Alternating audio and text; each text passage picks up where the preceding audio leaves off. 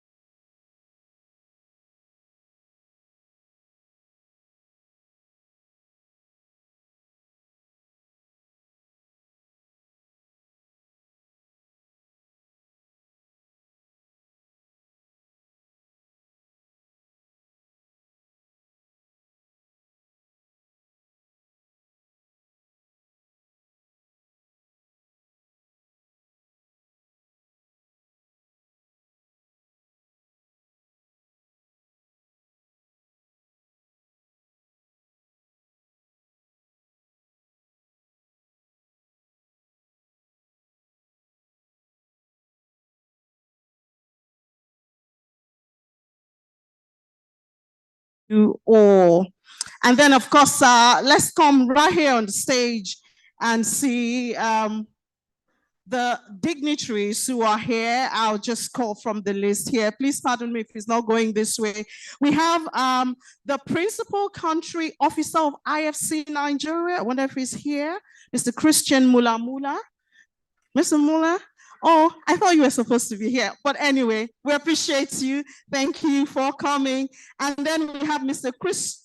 Another Christian. We have Mr. Christian Ebeke. He's the International Monetary Fund resident representative. That's him right there. Thank you so much for being here. And then also we have, we're going to have some remarks later on from some individuals who are seated here. But let me just leave them, since they will have also the floor in a bit. Let me recognize some other dignitaries who are here. Not that those who were not called are not dignitaries, but I'll just try to do that. We do have some diplomats in the room. We have representatives from Ireland, from Rwanda. You're going to hear their voice later. So it's just Ireland, Rwanda, Tanzania, Germany, Thailand. I think LCCI did a good job bringing all of this together. Please, let's appreciate the representatives from this country, and also the Lagos Chamber of Commerce, for putting this together. We also have Ambassador Deputy Representative, Charge the Affairs of Burkina Faso, Goba Pasida Pascal is here. All right. Thank you so much. We appreciate you so much for making it right here. I know we do have other diplomats. I'll get to recognize them as we go along, so we are not bored, So I have other dignitaries here. Let's just move on now. We begin with the welcome address by the President of Lagos Chamber of Commerce, Mr. Gabriel Idahosa. Mr. Idahosa, let's hear you. Thank you. Please, let's appreciate him until he gets here. Thank you so much.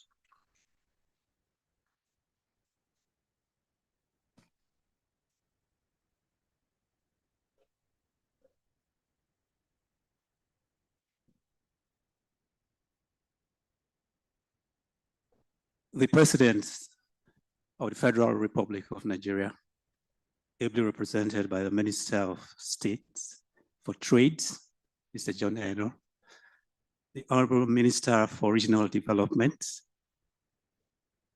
distinguished ladies and gentlemen, the MCs have recognized a very large number of people, and we are really, really highly honored by the large number of countries that are represented.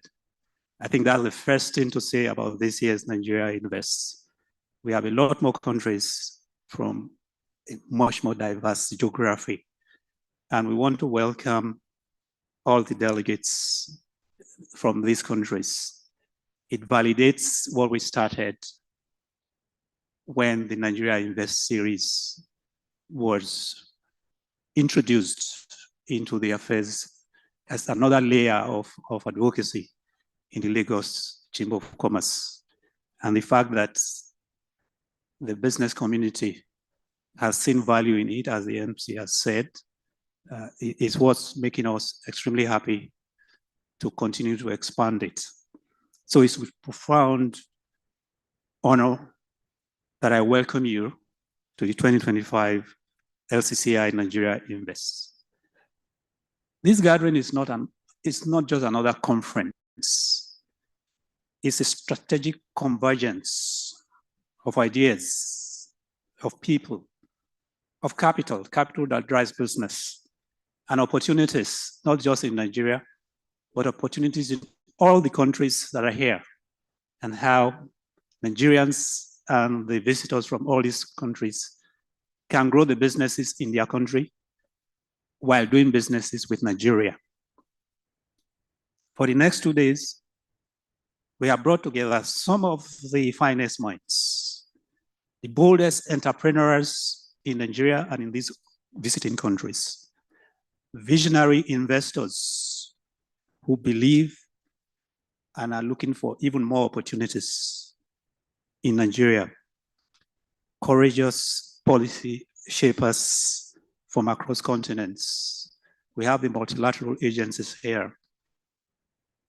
The goal is simple, yet transformative: to unlock and deepen Nigeria's boundless investment opportunities, from energy to technology, from manufacturing to agriculture, from infrastructure to the creative economy, to the tech industry, where Nigeria is comfortably leading in Africa. In a world where global capital is constantly seeking competitive, resilient, and high growth destinations, we boldly declare that Nigeria is open for business. Nigeria is ready for investment. Nigeria is a big player in the future of Africa's prosperity. We cannot ignore the context in which we meet. The global economy continues to adjust to disruptions, to geographical realignments, and shifts in energy transitions from the fossil fuels to all the new energy solutions that are emerging. We are also confronted with digital acceleration, climate changes, and supply chain reconfigurations. Investors worldwide are rethinking markets, diversifying their risks, and seeking frontiers where growth is possible and sustainable.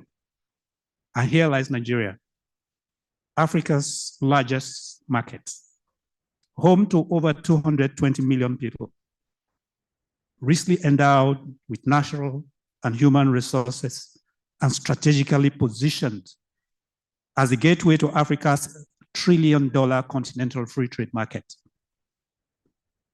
As I make a compelling case, as this conference intends to demonstrate, Nigeria is not just an option for investors. It's an integral part of any viable international investment plan. Nigeria boasts one of the world's youngest and most dynamic populations. By 2030, we will be among the top 5 most populous countries with a median age of under 20 years. This is a vast labor force, a massive consumer market, at an innovation hub, not only being tapped now, but waiting to be exponentially grown. Nigeria is not just that domestic market. It's also the gateway to West Africa's 400 million. And in fact, West Africa and Central Africa's 400 to 600 million people. And that, by extension, means the entire 1.4 billion African market under the African Continental Free Trade Area. The government has embarked on bold reforms to improve the ease of doing business, modernize fiscal and monetary frameworks, diversify revenue, and unlock critical sectors such as energy, the digital economy, transportation, and agribusiness. The sectors of high growth are numerous and untapped. Agriculture and agro-processing, with vast arable land to feed 600 million people across West and Central Africa. Technology and the digital economy, where Nigerian startups have already become continental leaders. Renewable energy position Nigeria as a green transition hub. The creative industries and entertainment, where Nigerian players in the Nollywood, Afrobeat, and Afrobeat are already global giants.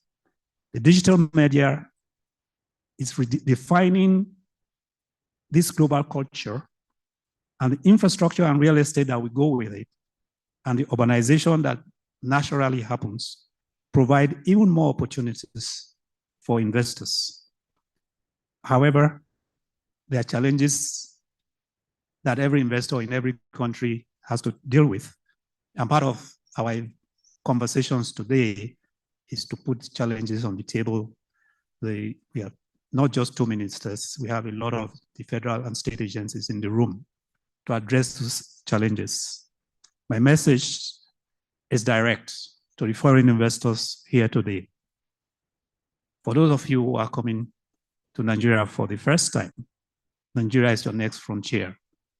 For those of you who are already here, you know that there are a lot more opportunities beyond what you are doing now.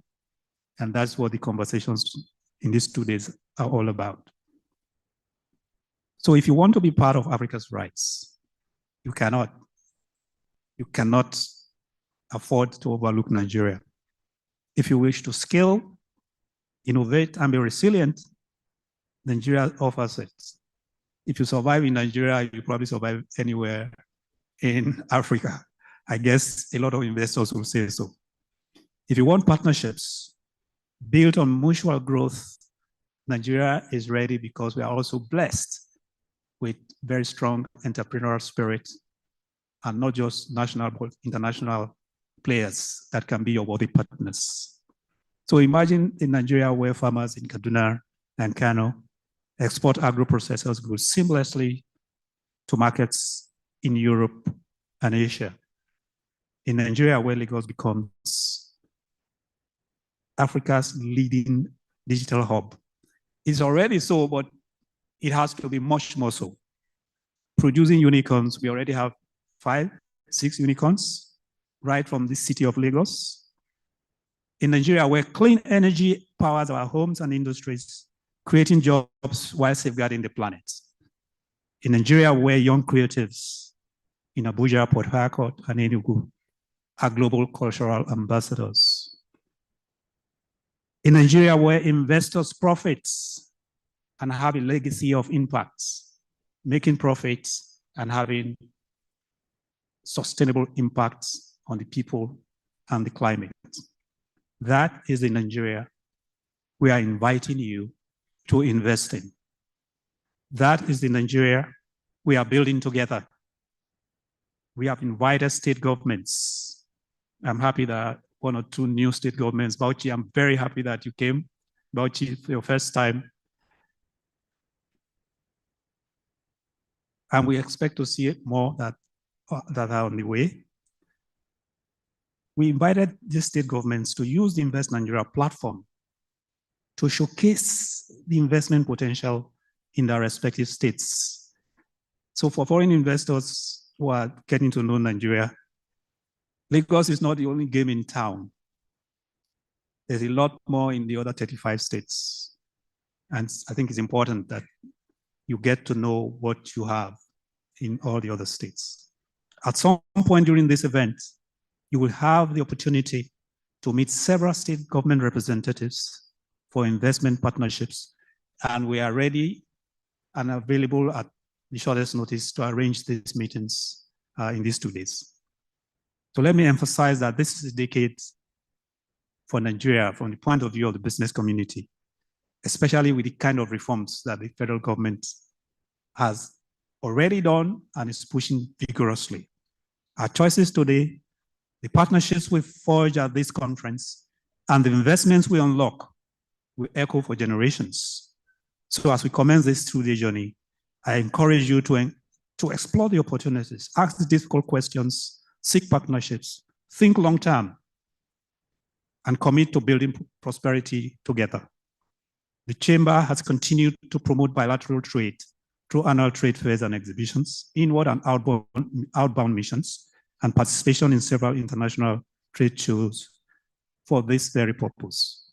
On behalf of the Lagos Chamber of Commerce and Industry, I thank our distinguished guests, international partners, sponsors, exhibitors, and delegates for participating in this event. Let us make Nigeria Invest 2025 a conference and a theater for creating many new partnerships. I thank you for your attention.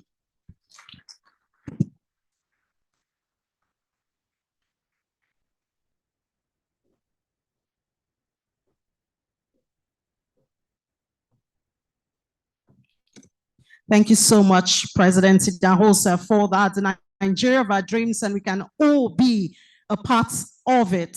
Everybody knows the future is in Africa. The youngest population on earth is Africa, and Nigeria, of course, is at the heart of it. And like President Idahosa said, Lagos is not the only game. We have some states represented here. You can check them out. A lot of natural resources that you can explore. And that's the essence of this, to expose all of these opportunities to you and have you connect with those who can direct you rightly. Before we go on, I'd like to say that Eku Hotel would like to let you know that you are well catered for all through this event. So you have restrooms down this corridor. If you need to use it, please, you can find your way out there. And there are also officers all around you for health emergencies. You just have to let them know.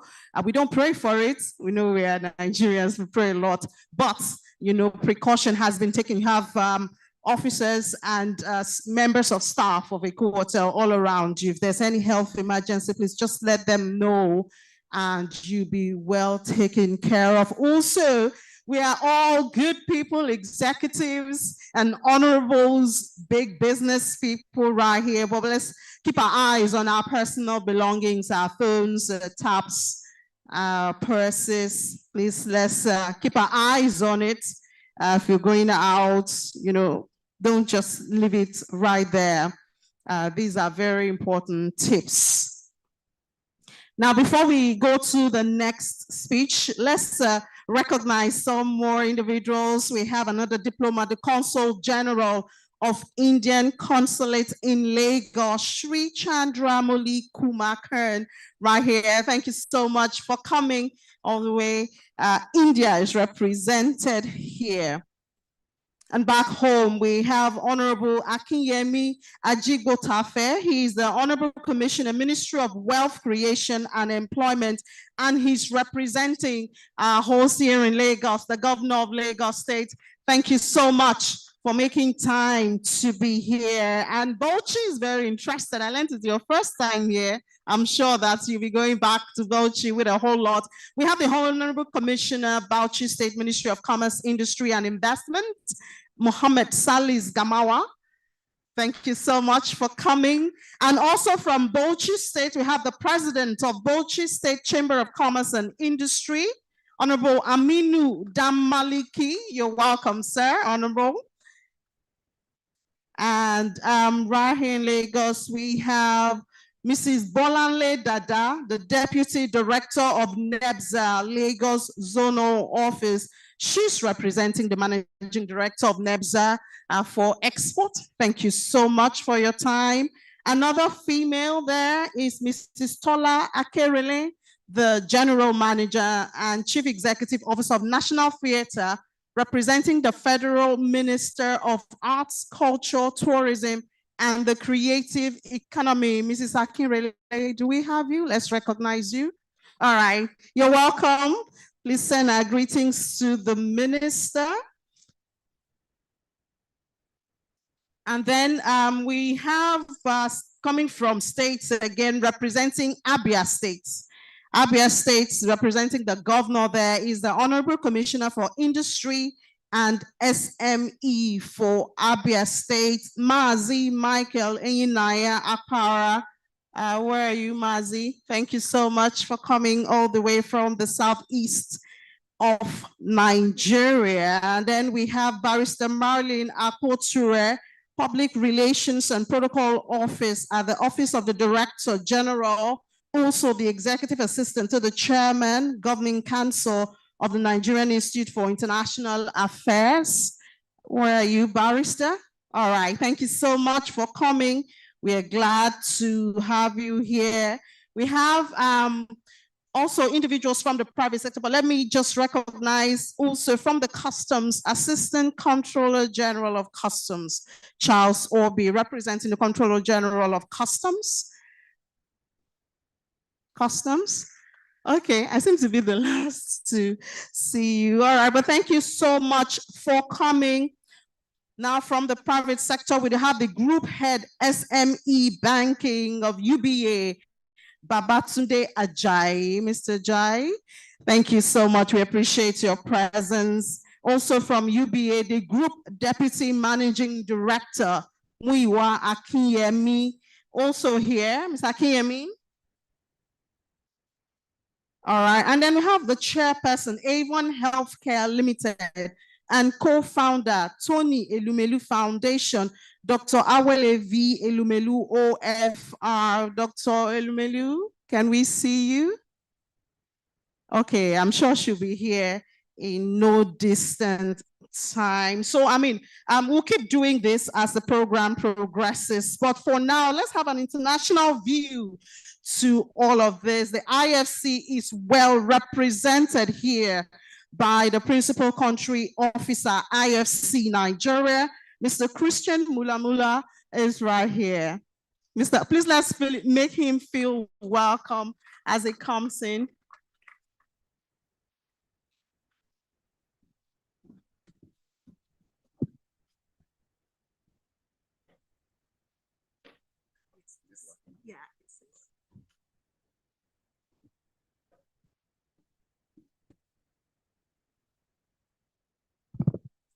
Hello. Yep. So good morning, ladies and gentlemen. I'll go on existing protocols for the dignitaries that have been named.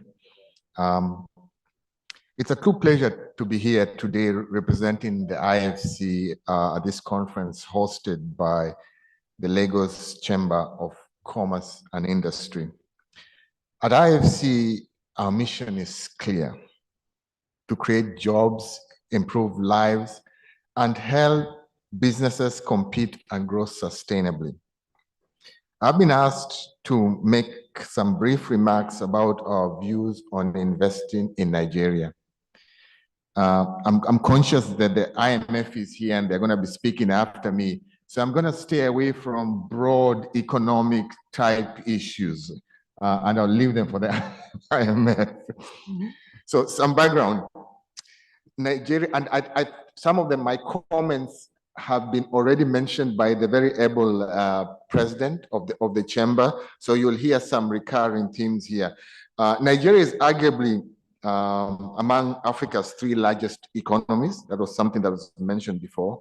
About IFC, a little bit on IFC. IFC's exposure in Nigeria is about $1.7 billion. We support the private sector investment in Nigeria. Our investment in Nigeria is the largest in Africa, which you would expect, given the size of the country. And it's among the 10 largest globally. And for those who are interested, the World Bank as a whole, which is with the group we are part of, has an exposure of about $18 billion in Africa, which is the 3rd largest in the world for the World Bank. So what's the opportunity in Nigeria? Again, something that you've already heard from the president himself. By 2050, Nigeria will be the 3rd most populous country in the world with over 400 million people. 180 million of these will be below the age of 18. So think about that. What's the challenge? Most of the challenges are structural. I think the president himself of the chamber mentioned the fact that Nigeria has a large oil dependency. Oil and gas production accounts for about 6% of GDP and about 80% of exports. So this makes Nigeria vulnerable or rather susceptible to fluctuations in commodity prices. And another challenge maybe is inadequate infrastructure. For example, in Nigeria, power consumes, and we're talking about annual consumption per capita on a per capita basis, is about 144 kilowatt hours. Now compare this with Ghana, which is 351 kilowatt hours, and compare with South Africa, which is more than 4,000 kilowatt hours. And this is consumption, annual consumption on a per capita basis. Now, the good news is that Nigeria has taken bold steps to implement the structural reforms that it needs to make it more attractive as an investment destination. I'll list just three. There are a lot more than that. One of them is the unification of the foreign exchange markets with a now market reflective exchange rate. That was quite important. Second, the tightening of monetary policy to manage inflation. Inflation is, again, I'll steer away from this but because the IMF is here, but inflation is that thing that robs you money from your pocket as you're sitting right there. It just nicks into your pocket and takes the money out. And then finally, it's the removal of the costly petrol subsidies. These are all important steps to put the country back onto the recovery path. The immediate gains that one would expect from these reforms is less volatility in the exchange rates. Now, that's important, obviously, for foreign investors. The president of the chamber invited foreign investors. So those are the kind of indicators they look at. Easing of inflation and also subsequent easing of interest rates. All investors are probably looking at that because they are looking to raise debt financing, and the interest rate is something that would be important to that. And then ultimately, this is going to hopefully bring in a return of foreign direct investment.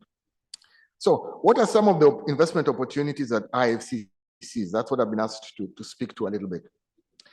A recent completed private sector diagnostic identified 4 sectors where public policy actions could attract significant private investment that creates jobs and improves lives.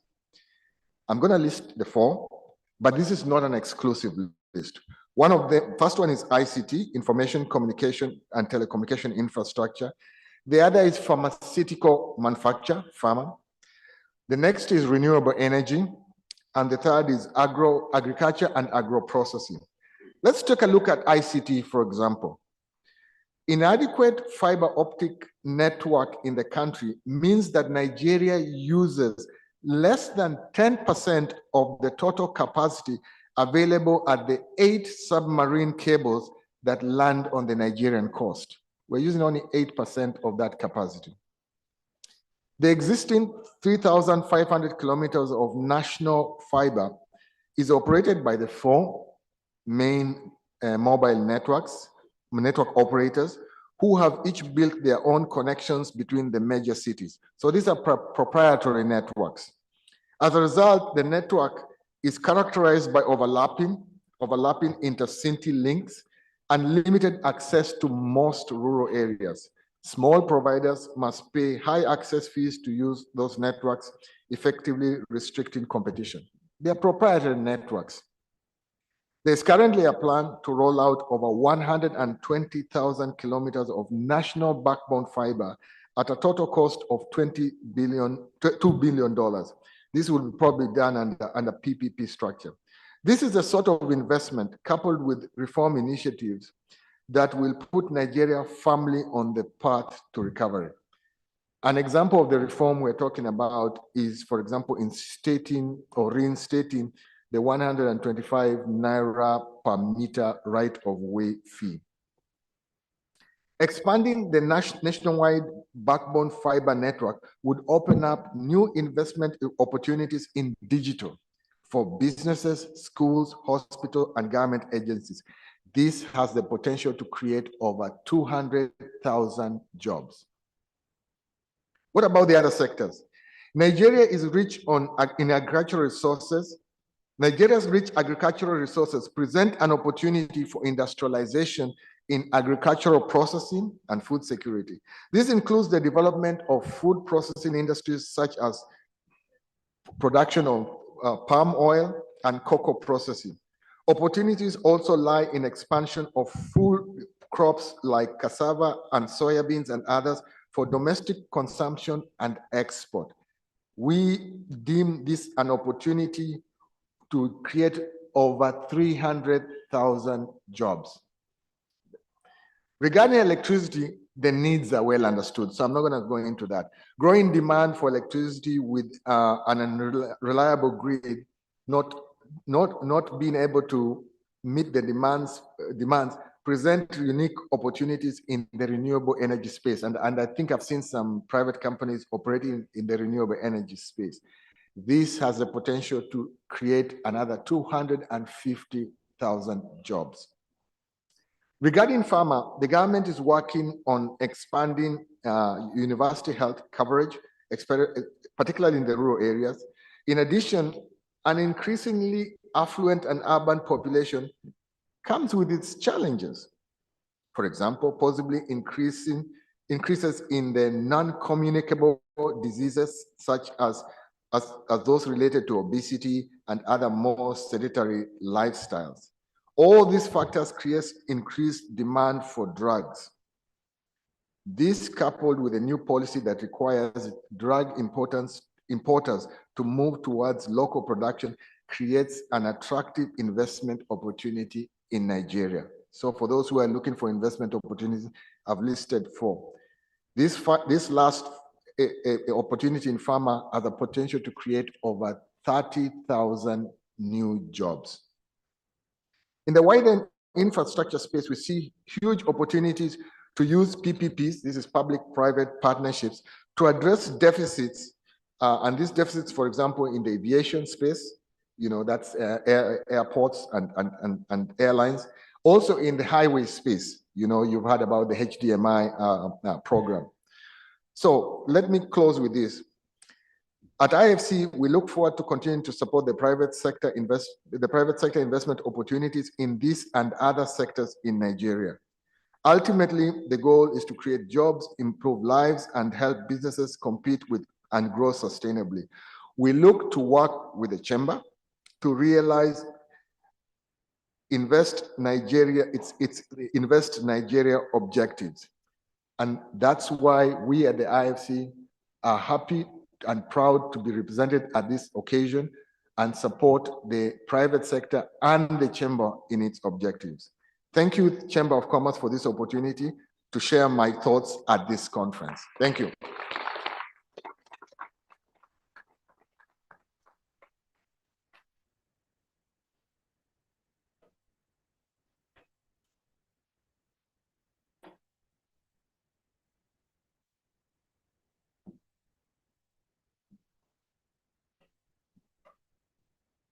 Thank you so much. Please, let's appreciate IFC once again. All right, moving on with the program. We recognized her earlier. Let's have her join us up here, the chairperson, Avon Healthcare Limited, and co-founder of Tony Elumelu Foundation, Dr. Awele V. Elumelu, OFR. Please join us right here, madam. Thank you so much. You're welcome. And more recognitions now. We have a member of the House of Representatives, Prince Kayode Akiolu. He's representing the Right Honorable Tajuddin Abbas, Speaker of the Federal House of Representatives here. Please, let's see you and appreciate you. Thank you so much for coming. Good to have you in our midst. And I know earlier I'd mentioned a representative of the Director General of Nigerian Institute of International Affairs.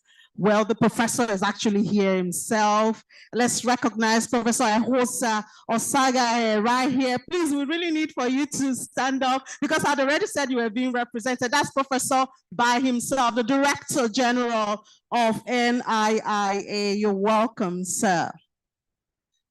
And then we have the board, the chairman of the board of All On Nigeria and managing director of Shell Nigeria Exploration and Production Company Limited, Mr. Ronald. Mr. Ronald, can we see you, please?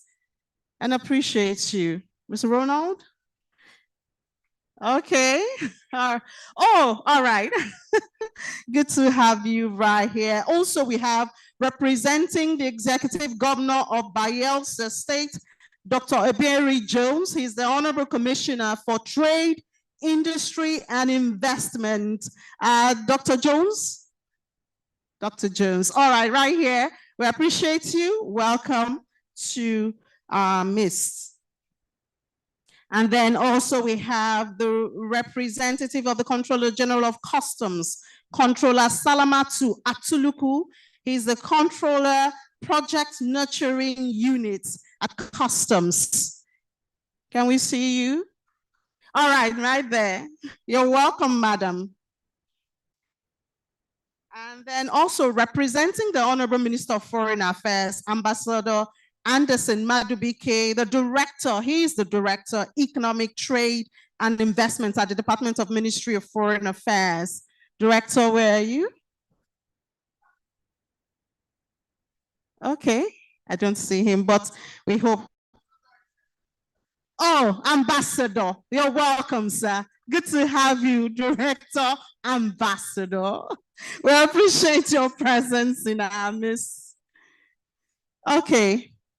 And then we have more diplomats also with us. I mean, we did agree at the beginning that LCC has done a good job bringing in the world to meet, you know, in one room. So we have represented the United Arab Emirates, the Consulate General, Mr. Saleh Al Muharrami, right here. Thank you so much for coming. Did I see him? Oh, okay. You're welcome, sir. Good to have you here. Also, the Consul General, Consulate of Spain, Jose Maria Veritrat, right here from Spain. You're welcome. Good to have you right here. Then we have the Deputy Head of Mission, Embassy of the Federal Republic of Germany, Johannes Lehny, right here, Germany. You're welcome. Good to have you here, sir. Commercial Counselor, Embassy of the Arab Republic of Egypt, Obama Mohi Eldin. Osama, yeah, I'm sorry. Good to have you here. Then we have Ambassador Extraordinary, the Republic of Ethiopia, Leges Geremui Hail. You can correct me, please. Say? I guess so. All right, thank you so much for coming and thank you for your understanding. Then the High Commissioner, Rwanda High Commission, His Excellency Ambassador Christophe Bazivamo. All right, good to have you here. Thank you so much for coming. Obviously, we would have very more important persons right here, but let's start with another conversation this morning. And the theme for this next set of conversation is the global economic realities and investing in Nigeria. It's no longer news that President Donald Trump has changed the reality of the trade scene in the world.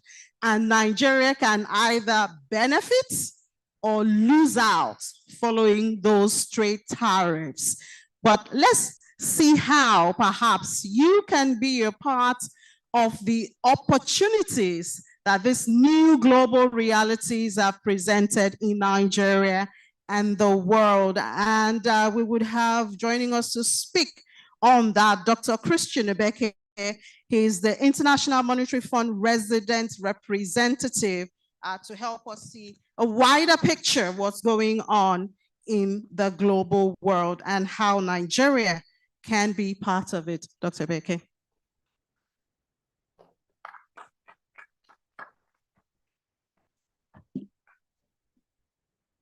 Can they upload the presentation? Yeah, it will be. All right. Thank you very much, LCCI, for the warm invitation, and always it's a pleasure for the IMF to be invited to discuss Nigeria-specific issues. I think the topic today is about, how Nigeria can become, a very credible destination for businesses, for profit making, but also for improved living standards in a context where we see the global economy going through a lot right now, a lot of uncertainty and volatility. So when we talk about the global economy, I think talking about Nigeria is already talking about the global economy just because of the size and the impact that Nigeria has, not just in the neighborhood, but also more broadly on the continent. I just want to start the discussion with a few key points, right? We all talk about the reforms that the administration has done in Nigeria, but we never really think about the counterfactual, right? We see what is going on in the world economy. We see the tariff, we see the volatility, we see geoeconomic fragmentation playing out, and we never really ask ourselves, what if these reforms that the administration has done over the past 2 years were never implemented? Where would have Nigeria been today without this reform, right? Just imagine the pressure that we would have seen on the parallel market. Just imagine where the Naira would have been today. Imagine where inflation would have been, etc. So it's very important to take this perspective and view whenever we try to assess where we're going. The second thing is more micro, right? When my team comes here in Nigeria, they come twice a year to visit and have discussion with authorities.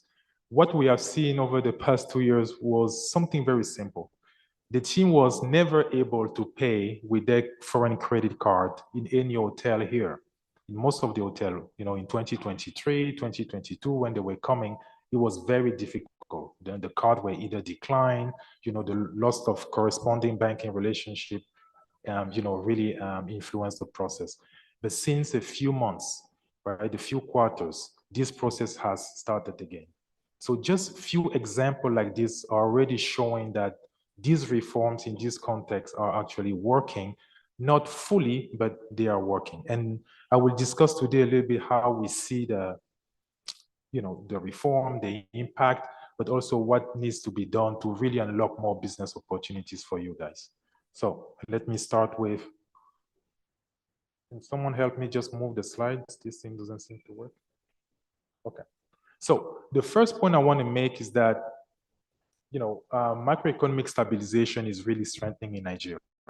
And this is not, you heard Ms. Ngozi discuss this, you hear the administration discusses it, but it's actually something that is very, very strong when you look at the data that are, available.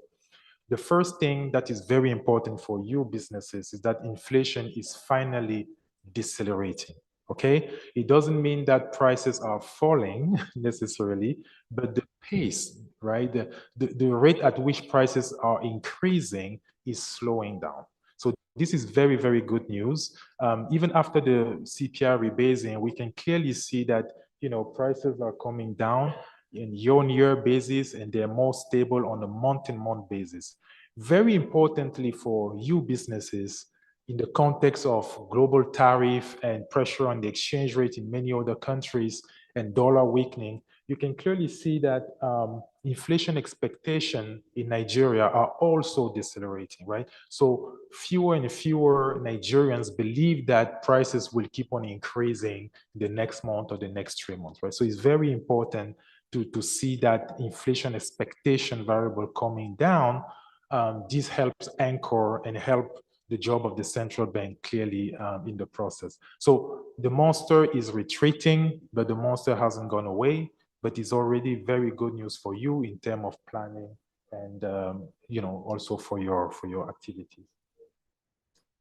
The second thing that I want to mention is that the exchange rate, and this was mentioned by my brother from IFC, the FX market is more stable. Remember, the goal here is not for the Naira to never move, right? Nigeria has embraced, exchange rate flexibility as the exchange rate regime.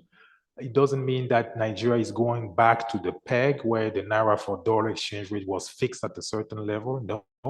But what we are looking for is a more stable exchange market, foreign exchange market. Not a stable Naira per se, but a stable market, because a stable Naira will be a byproduct of a stable market, right? So you can see here from the chart that when we look at volatility measures, right, how the Naira is moving on a daily basis and we adjust for other factors, we can clearly see that the fundamental volatility of the Naira is actually very, very low since I would say really in December 2nd, when the CBN introduced a new platform, through which banks and other authorized dealers actually exchange dollars and Naira. So you can clearly see that the volatility of this exchange rate is very, very low. This is very good for businesses. We were not there before, right?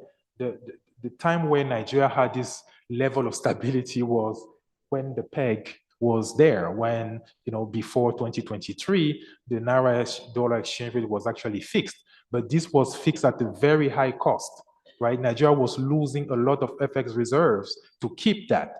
Now we have more stability in the Naira and reserves are going up. So I just want you to reflect a little bit on this. It's actually very good news for businesses to have this stability in the market and more flows as well, right? The turnover, the FX turnover is very, very strong these days. When I discuss with many of my friends in the business sector in Nigeria, something that I keep asking them, compared to a few years ago, are you still struggling to find dollars? And the answer is no. They do complain that it's a little bit pricey. Yes, the exchange rate, the dollar is still pricey for many businesses, but at least it's available. So at least this is the first step in the right direction. We also keep discussing a lot in Nigeria about FX reserves and how this safety net is important for the CBN and for the country, for confidence.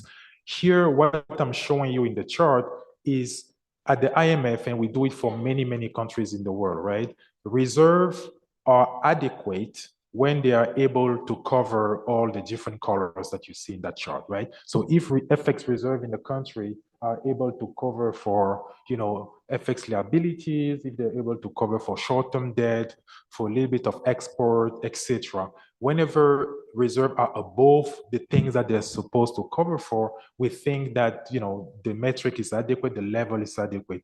And you can see that for Nigeria right now, the level of reserve is clearly adequate when we look at what they're supposed to insulate against, but also going up in the forecast, right? When we look at the current account surplus for Nigeria, we see, reason for FX reserve to actually strengthen further. And this is very good for you because it brings confidence.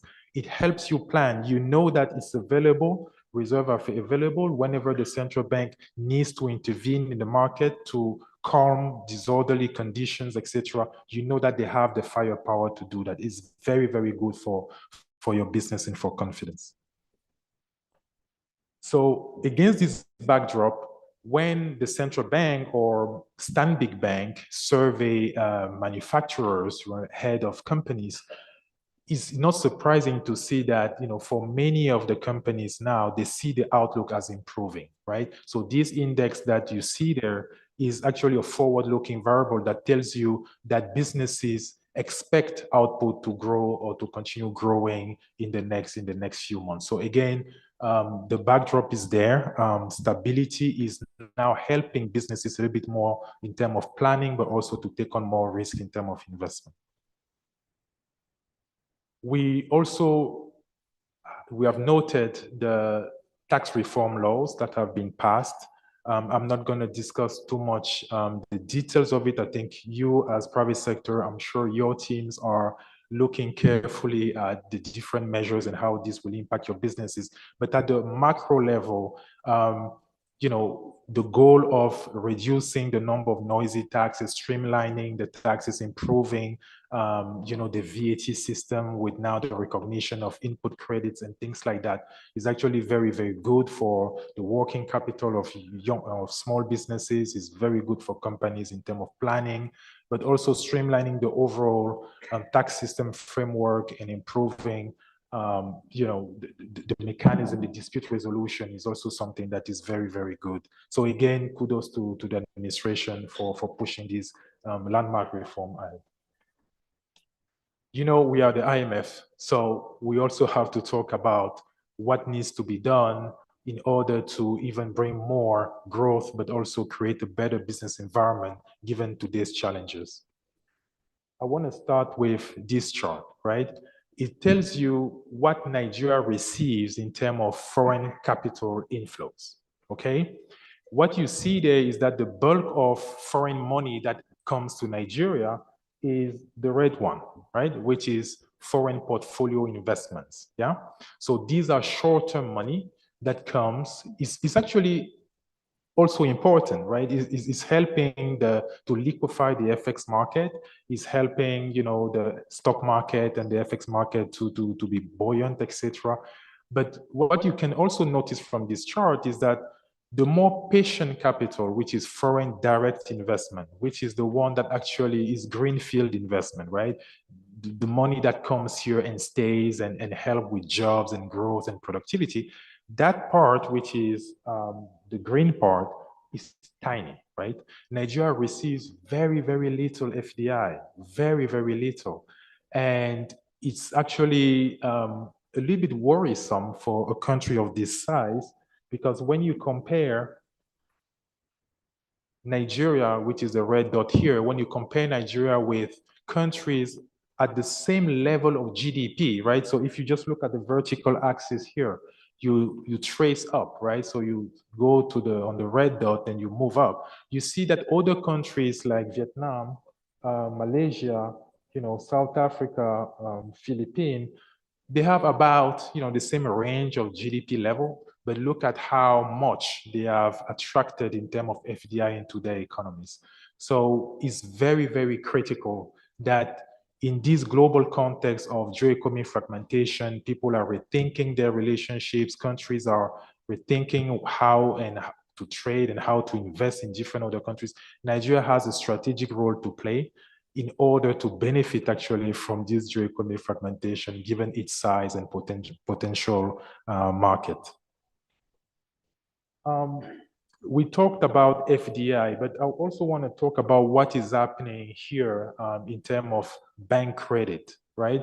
In order for businesses to thrive and for productivity to improve, there is, an urgency here to really boost, productive banking sector credit, right? You can see that Nigeria, compared to many other emerging market countries, Nigeria sits at the bottom of how much credit the banking sector extends to the private businesses. When you compare with many other countries, the credit to GDP ratio is actually very, very, very low. So even if you take Nigeria, 18 or 20% banking sector credit to GDP, and you start looking at where does the money go, right? So even when banks extend credit, where is this money going?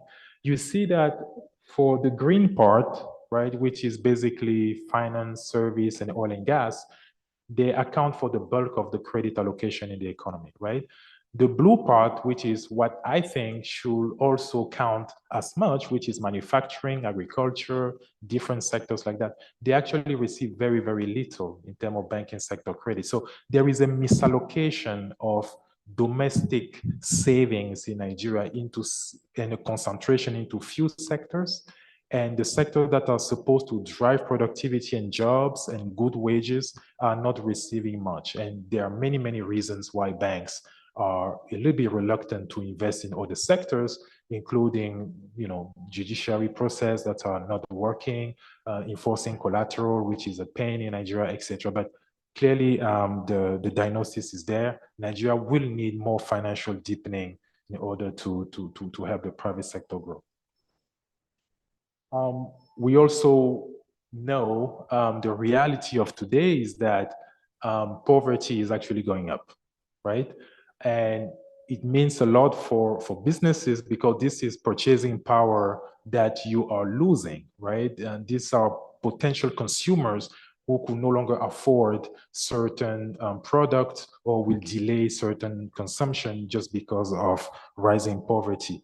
And Nigeria also hosts the largest number of food insecure people in the world. Okay, so 31 million Nigerians are estimated to be food insecure in 2025. And this is the largest number of any country in the world. So this has also an impact on human capital. Poverty clearly impacts human capital, and you businesses, you rely a lot on human capital here. I'm just plotting life expectancy in Nigeria compared to other countries. You can see that Nigeria ranks also very, very low there. So not everything is bad, things can be fixed. And the rest of the presentation, I will go very quickly into what we think at the IMF in our latest report that we published on July 2nd, what we see as priority areas for businesses and for, for the administration to turn the corner more sustainably. And many of the things that I will say were already said by my brother from IFC. So I will just bring more visuals to elaborate the point.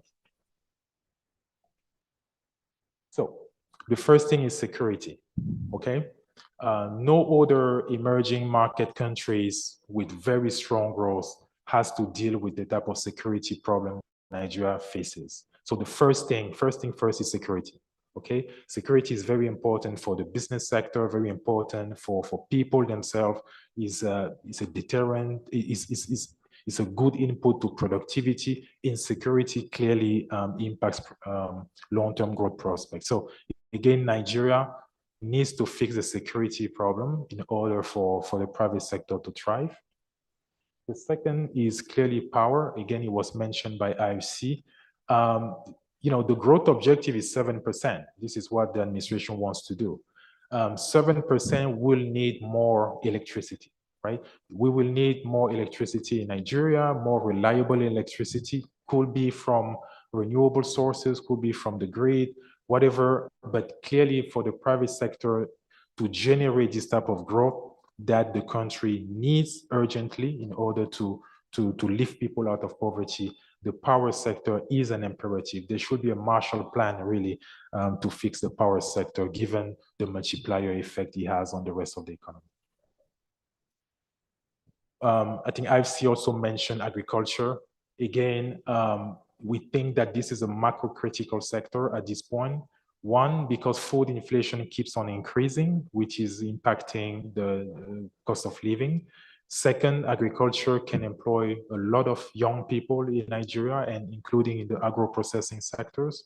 Third, agriculture can bring FX reserves, so it's part of the diversification away from oil. So agriculture is maybe the more important sector at this point, at the current juncture, because it will bring both internal stability, but also external stability in terms of FX generation. But as you can see from the chart, the productivity in that sector is extremely low, right? The tons of hectare, crop production per hectare is actually very, very low, right? When we look at the chart there compared to many other countries, Nigeria is struggling, right, in generating enough agricultural production for the same level of land. So let me end with these two charts. One is on the, governance. The private sector thrives when the environment is predictable, when governance is very strong.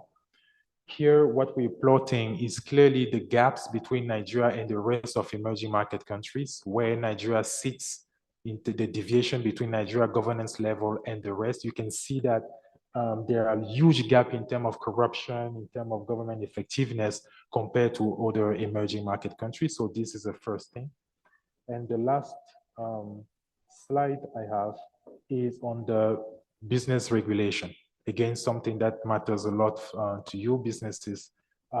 There are, unnecessary administrative requirements in certain sector, bureaucracy costs, but also when we survey many stakeholders, they mention that at times the public administration is not impartial, enough, etc. So there are issues in the business regulation that needs to be fixed in order for investment and for the private sector to keep on trusting Nigeria. So let me end here. A lot has been done by the administration. The road needs to continue. The direction of travel is there. More effort needs to be done. But so far, I think the administration has done very, very solid job, and they have to stay the corner in order for Nigeria to keep on unlocking the opportunities. Thank you very much. Thank you so much, Dr. Ibeke, for exposing some of those hidden opportunities. Somebody said, I don't see challenges, I see opportunities. So if FDI is low, it means that there are business opportunities, in the process of boosting foreign direct investments. And he did talk about the potentials in agriculture. Nigeria has the land, we have the weather, we have the soil. So what are we waiting for? I guess he would say issues like insecurity.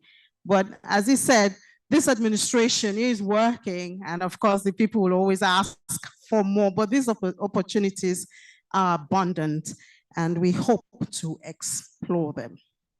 So we're going to shift a bit and discuss about, of course, investing in Nigeria is the whole theme here, but the perspective of entrepreneurs is what we'll be looking at next. And we'll be getting first-hand information and experience, first of all, from the board chairman of All On Nigeria, Mr. Ronald Adams, to come and share with us his perspective as an entrepreneur in investing in Nigeria. Mr. Adams. All right. So please, we really have to stick to time.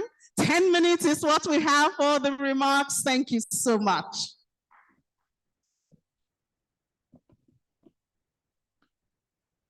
Morning to the president of the chamber and your leadership team, Senator Ono and the other ministers, all the visiting dignitaries, members of the diplomatic corps, distinguished ladies and gentlemen, good morning.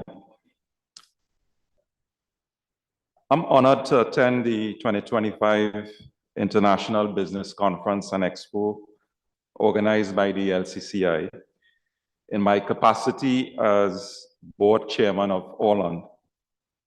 Having assumed this role just last month, there could be no better platform to step into this publicly. I'm also pleased to share that I will mark my first year as the managing director of Shell Nigeria Exploration and Production Company on October 1st, coming in, of course, from the small island of Trinidad and Tobago in the Caribbean.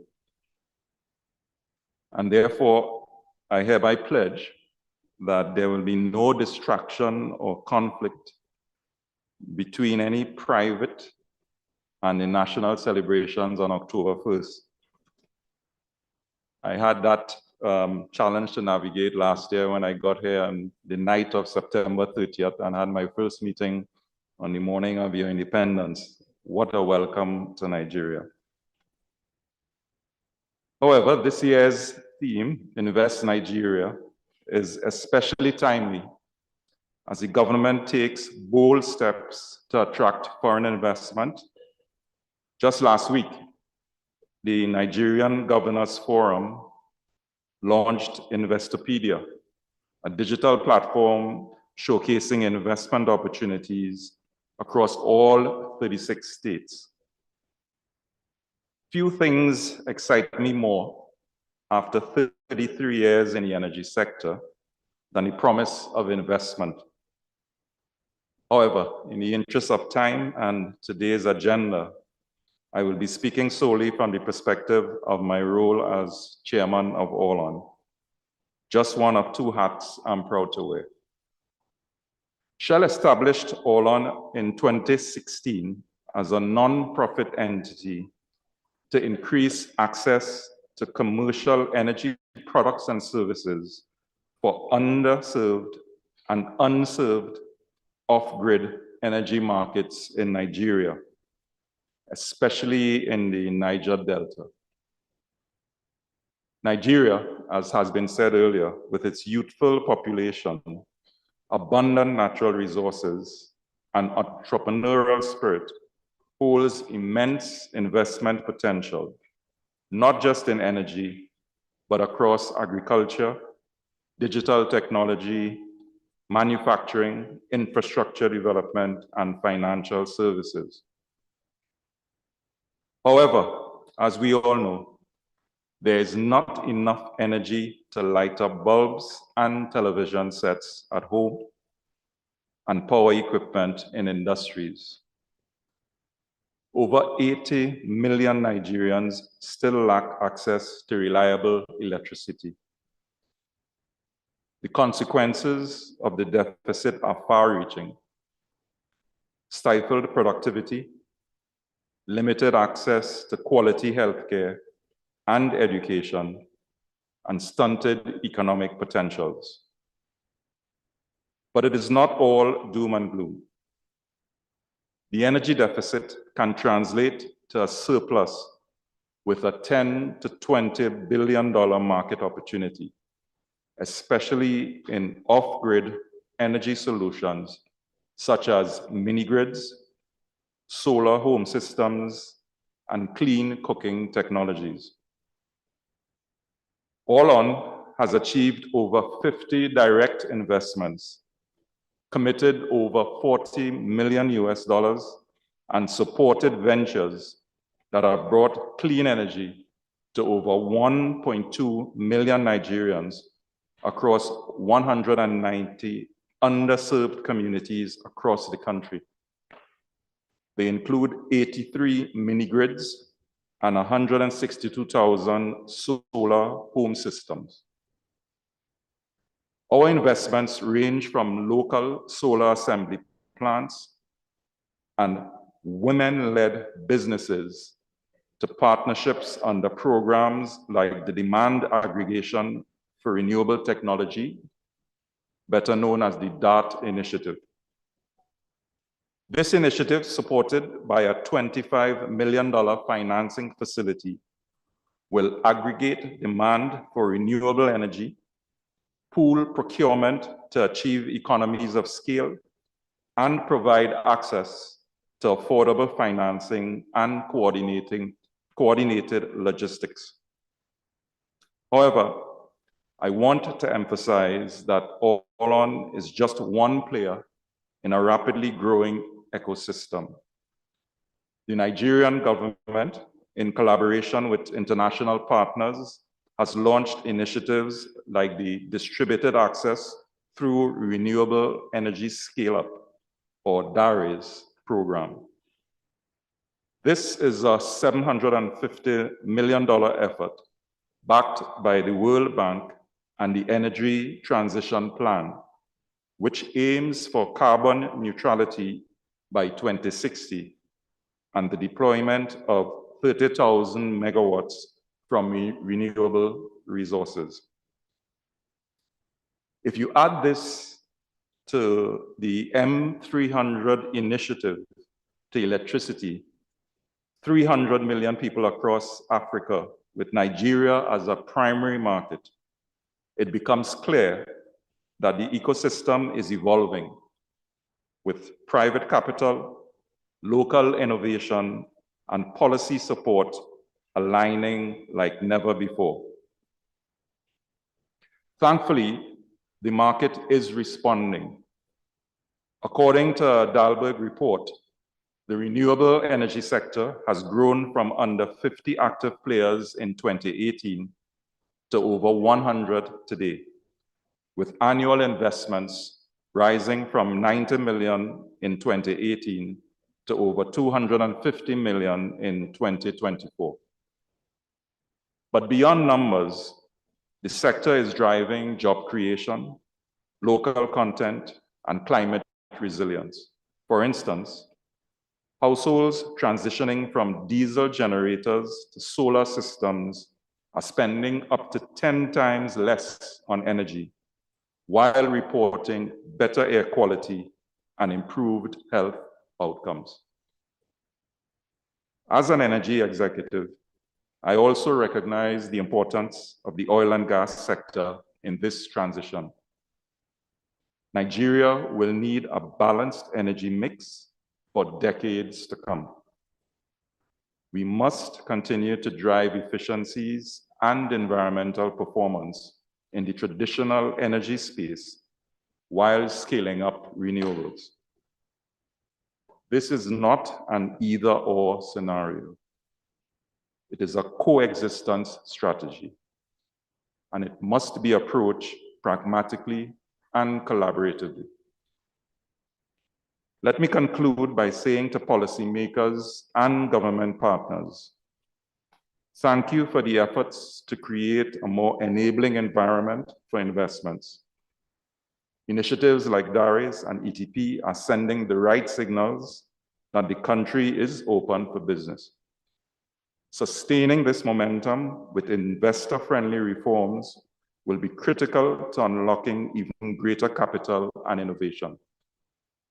To investors and entrepreneurs within and outside this room, The opportunity in Nigeria is real.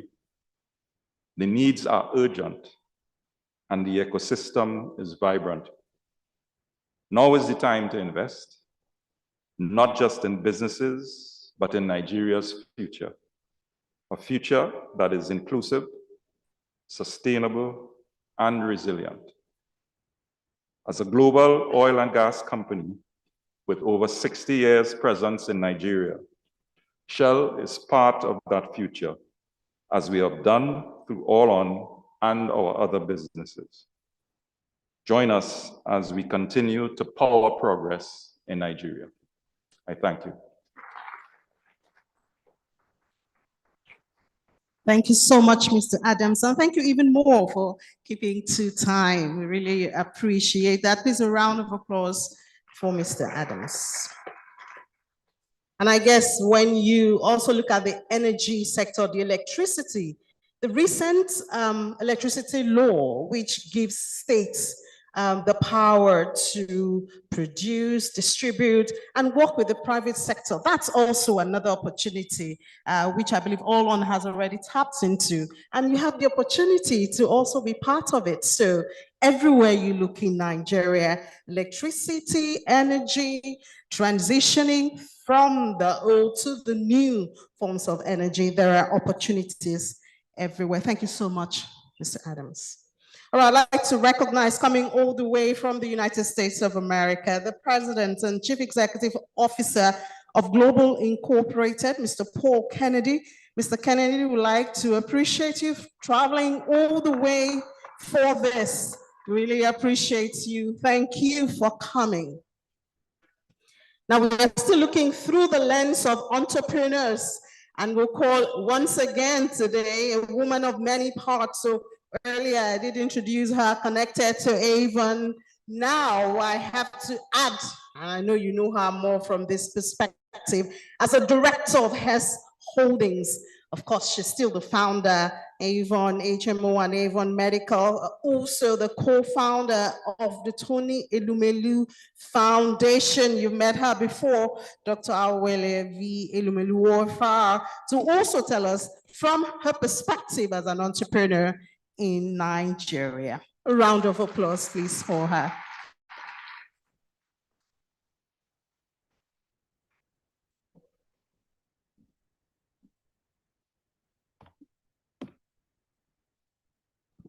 Thank you very much for that. So you will please excuse me because I'm just recovering from a cold, so I'll struggle to make sure I'm heard. But thank you again, and good morning, everyone, distinguished ladies and gentlemen, President of the Chamber, and every single distinguished lady or gentleman here. I want to thank the Chamber for this invitation and for creating a platform where private sector, policymakers, and global partners can come together to talk honestly about the opportunities and our continent. It's a great pleasure to join you at this year's International Business Conference. And let me thank again the Lagos Chamber of Commerce and Industry.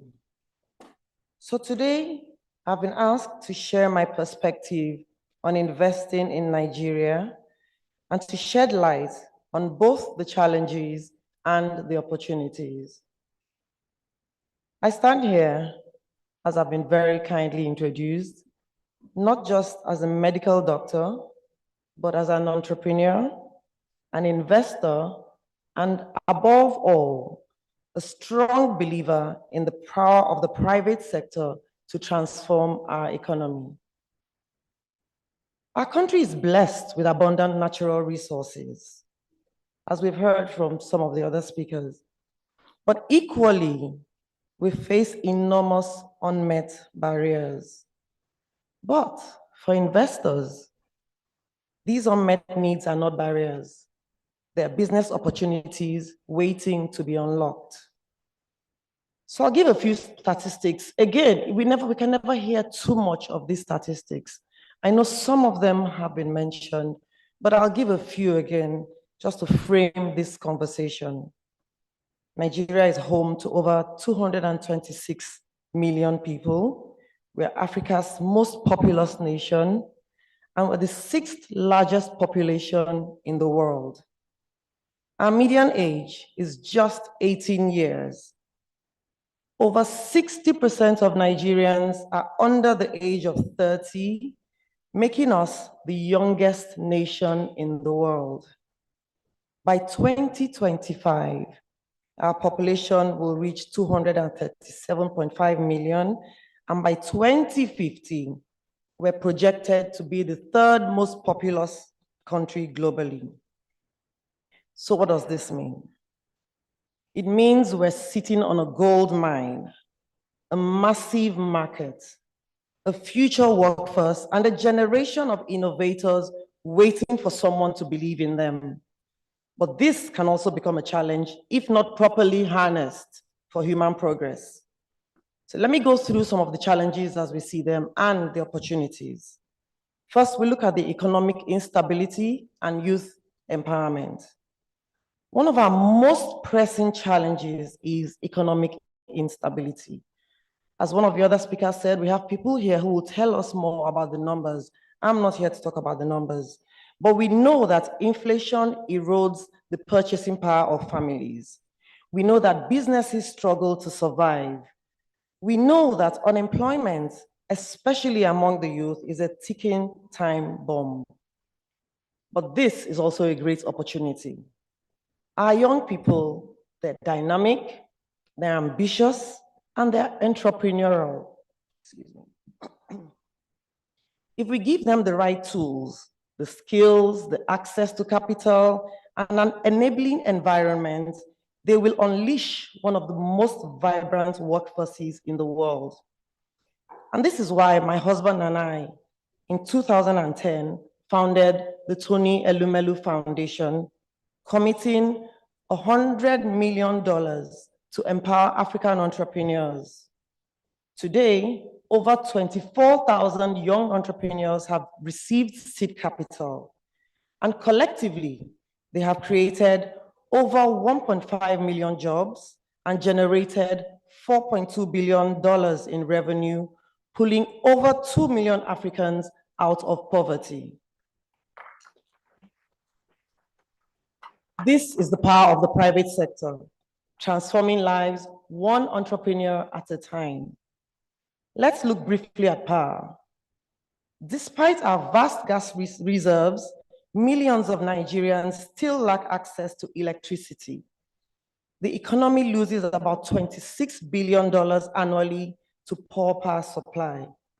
Businesses spend more on self-generation of power than on innovation.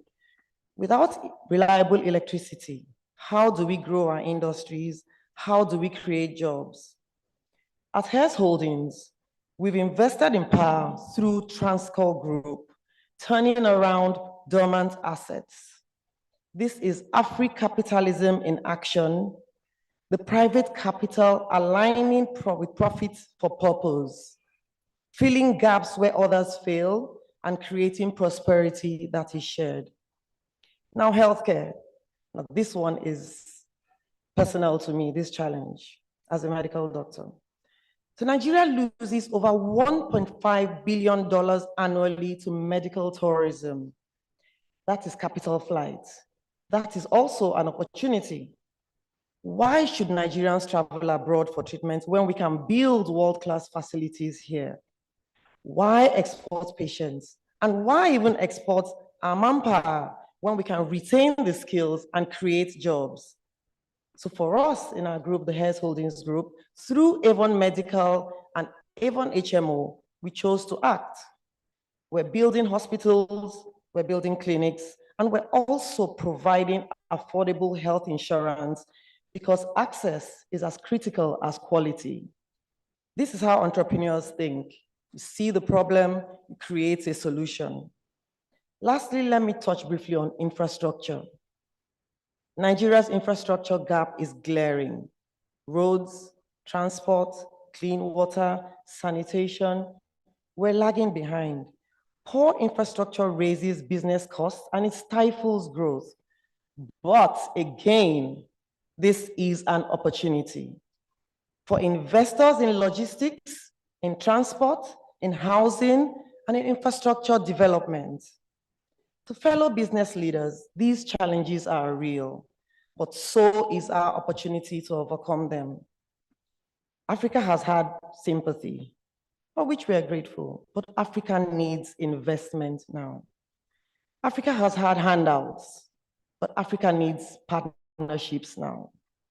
Africa has had outsiders telling our story. Now, Africa needs entrepreneurs writing the future with our own hands through their successes. So my call to everyone is simple. To governments, please create enabling environments, consistent policies, and encourage the private sector. To the private sector, do not wait for perfection. Start, build, innovate, invest, and solve. To global partners, join us, not as patrons, but as peers. The future of Nigeria and of Africa is not being written in New York, London, or Beijing. It's being written here in Lagos, in Nairobi, in Accra, in Johannesburg, and in all other cities across Africa. And it is written by those who see opportunity where others see obstacles and who have the courage to act. That is the spirit that will define Nigeria's transformation, and that is the legacy we must all commit to. Thank you very much. Thank you so much, Dr. Elumelu, for that soul-stirring message coming from you. And I know that we all agree with the fact that, yes, Nigeria, Africa, we've had our share of sympathies, but that's not what we need now. Come with your partnership. Let's sit on the table and bring what we have and strike a deal that will be beneficial to us. Thank you so much for painting that picture, Dr. Elumelu.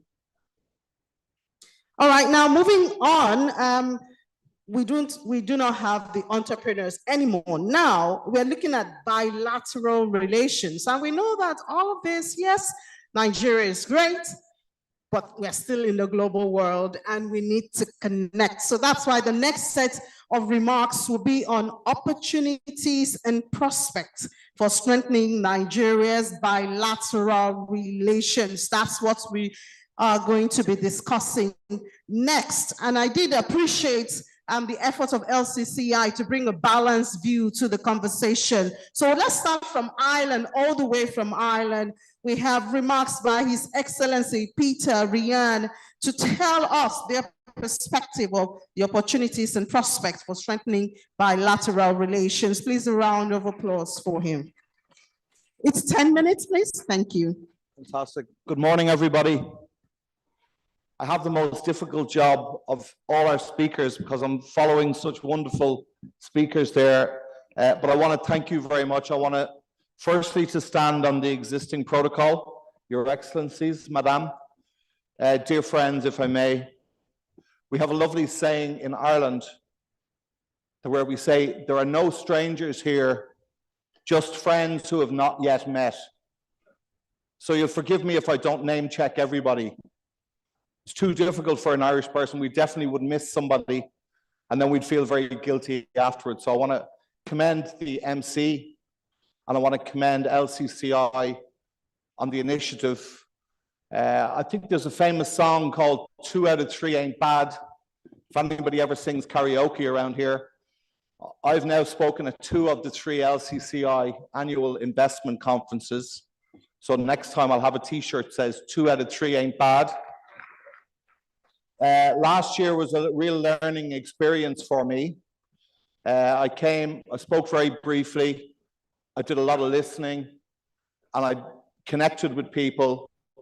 I went away, I did a lot of homework, particularly after seeing Dr. Christian last year. I went and did a bit more homework on the IMF reports and tried to understand the context where I'm operating a little bit better. But then I did what you do sometimes when you're from a very small country like mine. We're not on top of all these big league tables. We don't have a huge population. We don't have all of the fabulous resources that Nigeria has, but nevertheless, we have some interesting things going on. And what we try to do always is to live our life to that phrase of partnerships. We don't come to our community in the United States, where I served for 3 years. We don't come and hit them over the head and say, come and invest in Ireland, because it won't be effective. We don't go to Japan, we don't go to China, our European Union partners, all our neighbors, and say, you have to come and invest in us. We say we're on a journey as a people and as a nation from colonialism ourselves. Only 100 years ago, 40 years before Nigeria got its independence, we got our independence. So we're on a similar journey. We're on a journey where we were impoverished. We're on a journey where we had no voice, where our voice was not accepted, where we had to join the League of Nations. Ultimately, we joined the United Nations, but believe it or not, we weren't allowed to join the United Nations when it was first established. So we joined later in the United Nations, and since 1958, Little Ireland has sent peacekeepers to trouble spots around the world every single year since 1958. Why? Because we wanted to shape our own voice. We wanted to contribute to our friends, and we wanted to be partners with people around the world. An authentic partnership, a partnership that benefits both sides. That's what we've seen in the European Union. That's why it's guided so much of our outlook as people. It shaped us and it shaped our values. And maybe we've contributed a little bit to that since 1973, when we joined the EU. I was only a little boy then, believe it or not, when we joined the European Union. Ireland was one of the poorest member states in the European Union, but we were ambitious. We were ambitious for our people. We thought we could play a role on the European stage, and we thought we could make our lives a little bit more prosperous. Well, if you look at where Ireland is today in comparison to where we were in 1973, it's completely unrecognizable. Today, Ireland has full employment.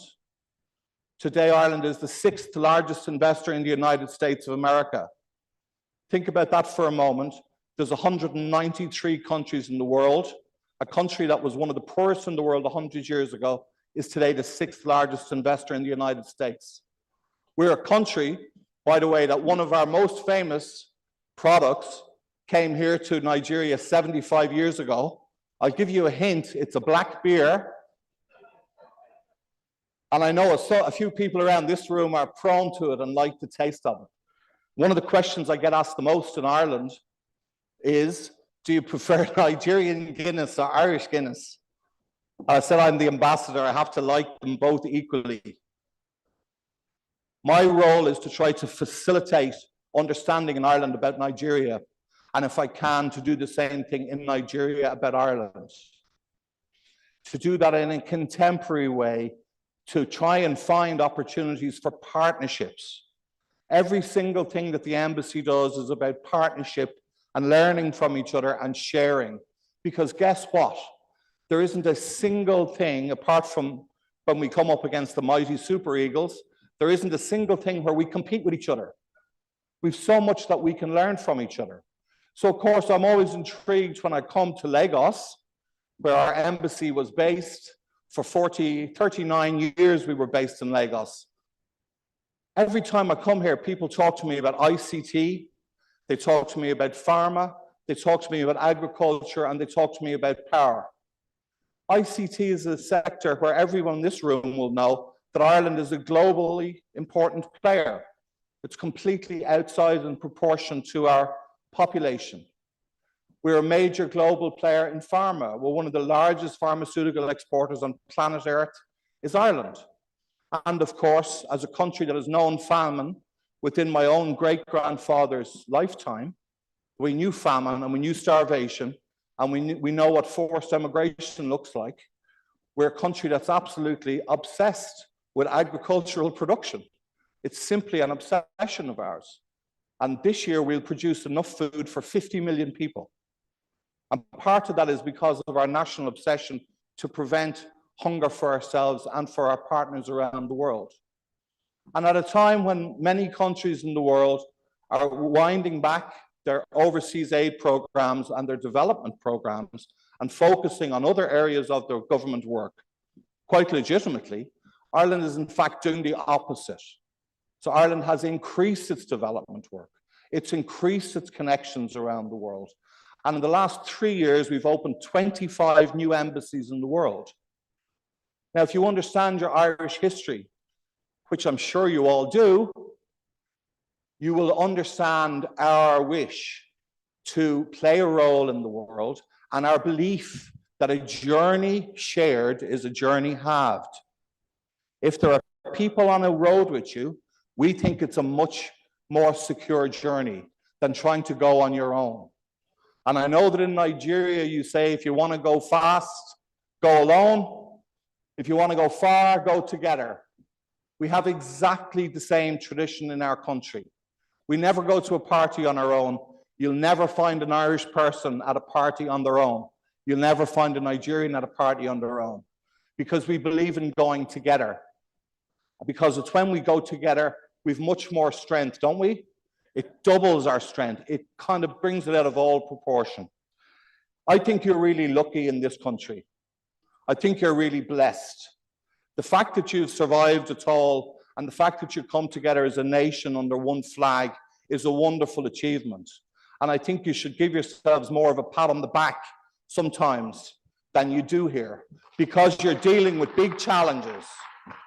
You've got a big cake to bite off. You're not a small country like us of 7 or 8 million people. It's a massive country. And you've all the different diversity and everything else that you have, and the legacy issues you're dealing with, and the global challenges. You've a lot coming at you. So when people step up to public service, in this country in particular, I think we should recognize that a little bit, that takes something a bit special to do that. You're also blessed with your private sector. And one of the highlights of my time as ambassador of Ireland in Nigeria has been the engagement with the Lagos Chamber of Commerce and Industry. And I want to thank President Gabriel. I want to thank the superb, energetic, influential, and elegant Dr. Chinyere Almona, who represents you with distinction and brings a really important perspective. And I know the impact that she and the delegation she led had in Ireland earlier this year. And I know also that when they went to visit Guinness in Ireland, they were asking about Nigerian Guinness being sold in Ireland. So they were doing their bit to promote Nigerian exports. But more importantly, they demonstrated a commitment to partnership and to learning and to engagement. So we have a lovely phrase in the Irish language, which just when we raise a glass, whether it's water or black beer or whatever it might be, when we raise a glass, we say sláinte. So I need you just to repeat after me. It's just one word. It says sláinte, and what it means is good health, okay?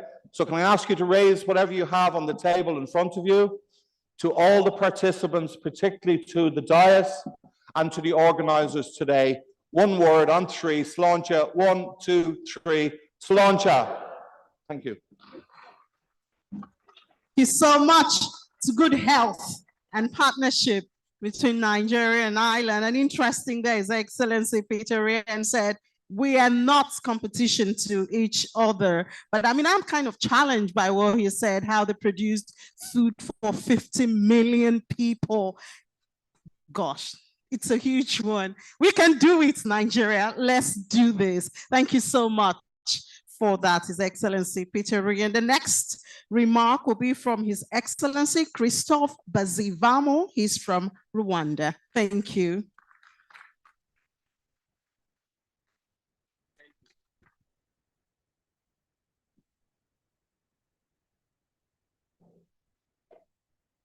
His Excellency, the President of the Federal Republic of Nigeria, ably represented by Honorable John Awan Ebo, Minister of State, Trade, Industry and Investment, Honorable Minister of Regional Development, Your Excellency, President, Lagos Chamber of Commerce and Industry, Mr. Gabriel Idaosa, Deputy President, Lagos Chamber of Commerce and Industry, Vice President, Your Excellencies, Ambassadors and High Commissioners, distinguished ladies and gentlemen, it's an honor and a privilege for me to join this year's International Business Conference and Expo, a platform that continues to connect Africa with the world and highlight the immense potential of transatlantic trade.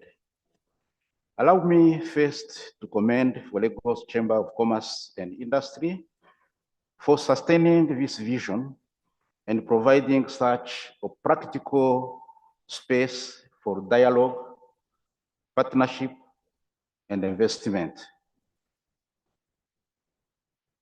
I bring with me warm greetings from Rwanda, the government and the people of Rwanda.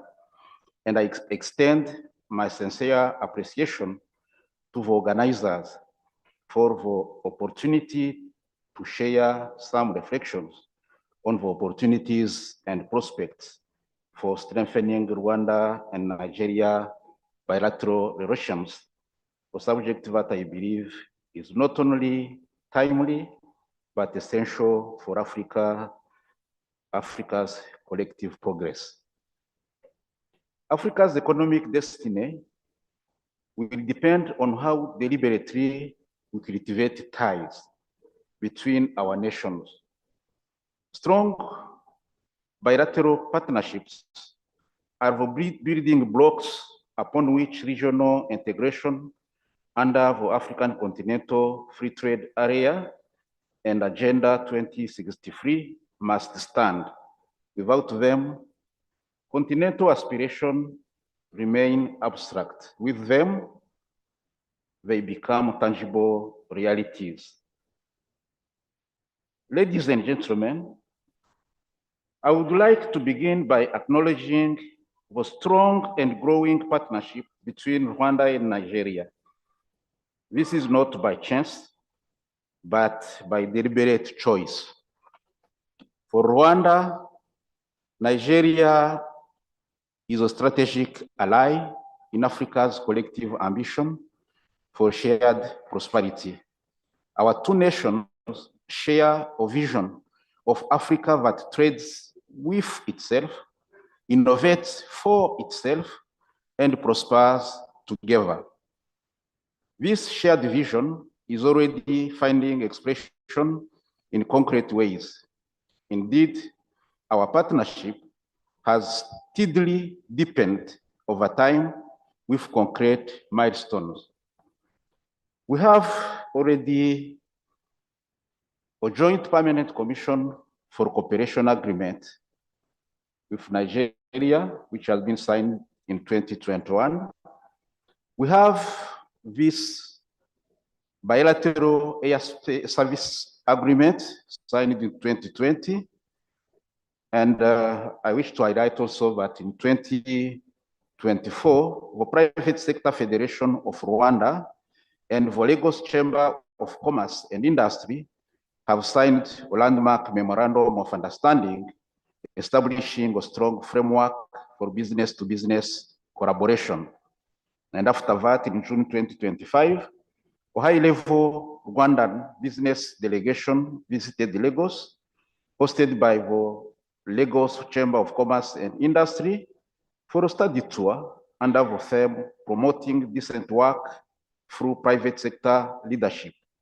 This engagement allowed entrepreneurs to exchange practical lessons with Nigerian peers.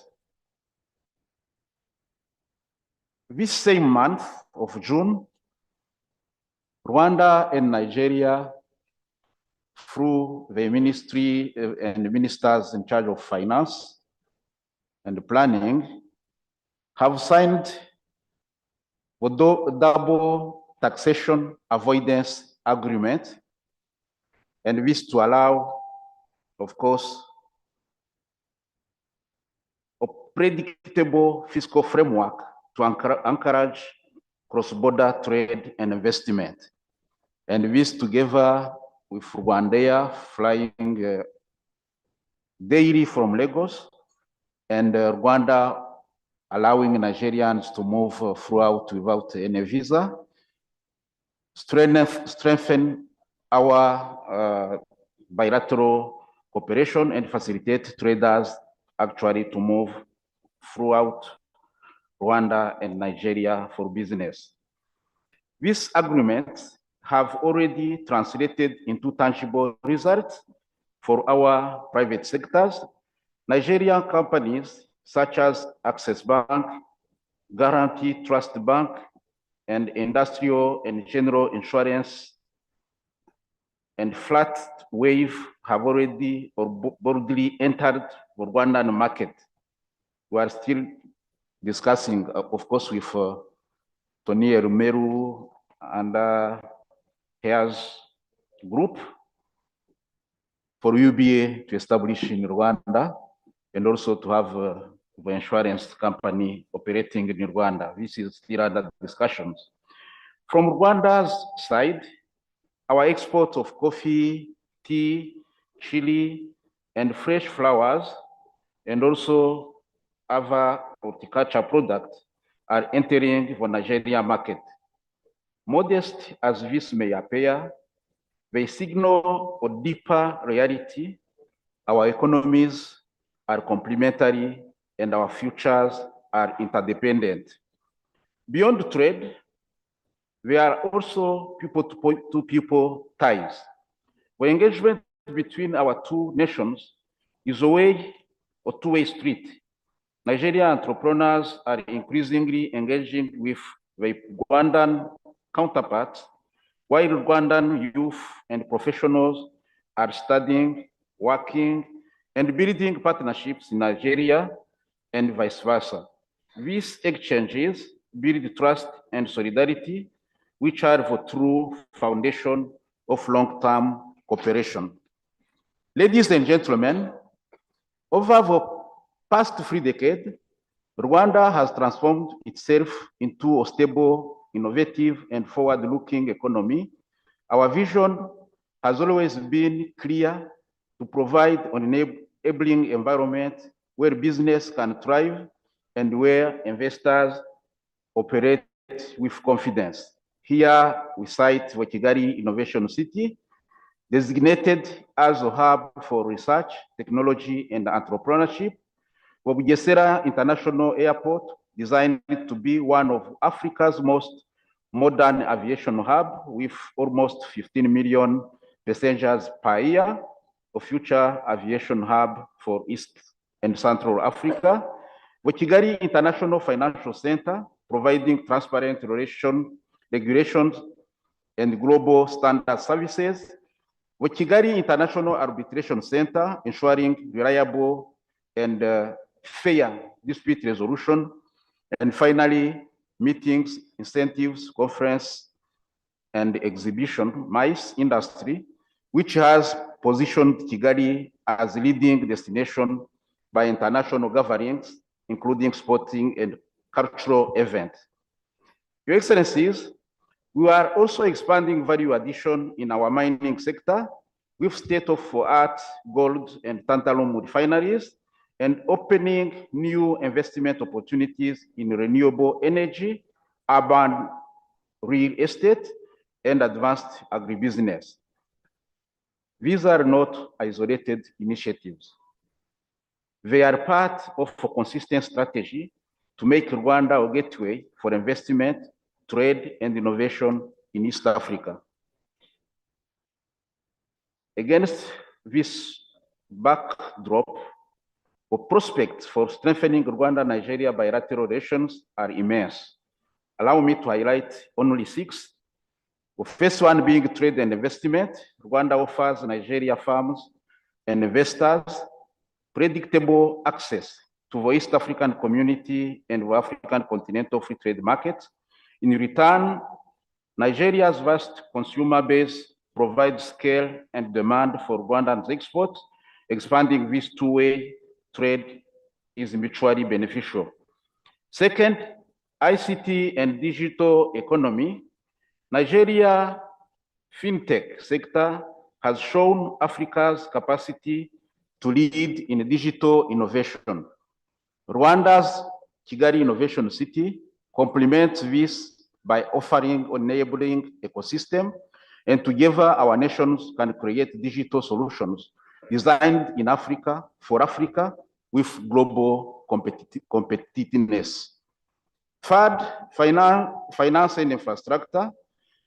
With the Kigali International Financial Center and Bugesera International Airport, Rwanda offers Nigerian banks, insurers, and logistic companies strategic platform to expand across East Africa and Central Africa.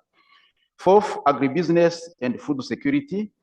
Rwanda's efficient value chains in coffee, tea, and other horticulture products align with Nigeria's capital strength and processing capacity. By joining forces, we can address one of Africa's most pressing challenges, ensuring food security for a rapidly growing population. Agribusiness is actually a high priority. We have also tourism and creative industries. Kigali has become a hub for international meetings, sports, and cultural events. Nigeria's Nollywood and creative industries are cultural powerhouses. Together, this strengthens can generate jobs, revenue, and soft power for Africa on the global stage. Finally, youth and skills development, where we have, and it has been said, more than 60% of our population being under the age of 25, Rwanda and Nigeria must work together to turn demographic growth into a dividend. Partnerships in education, innovation hubs, digital jobs, and vocational training will empower our youth to be co-creators of value, not just job seekers. To conclude, ladies and gentlemen, these opportunities are not abstract, they are immediate and actionable. For frameworks, we have already signed a memorandum of understanding with double taxation avoidance agreement, and our businesses exchanges are instruments available to use today. What is required now is deliberate actions by both governments and the private sector. Nigeria brings scale, creativity, and global reach.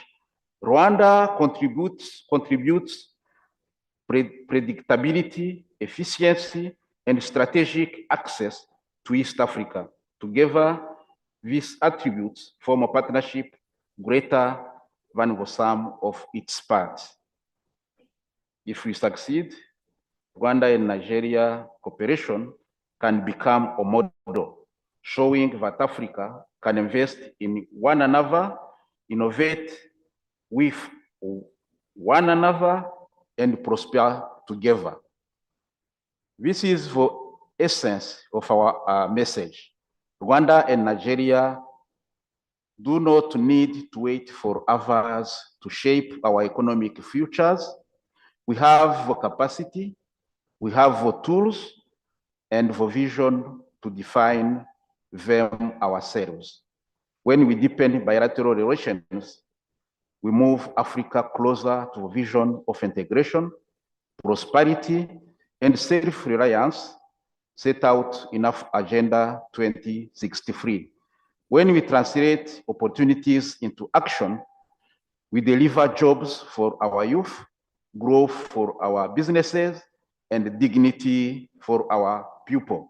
In closing, I extend my sincere gratitude to the Lagos Chamber of Commerce and Industry for hosting this remarkable event.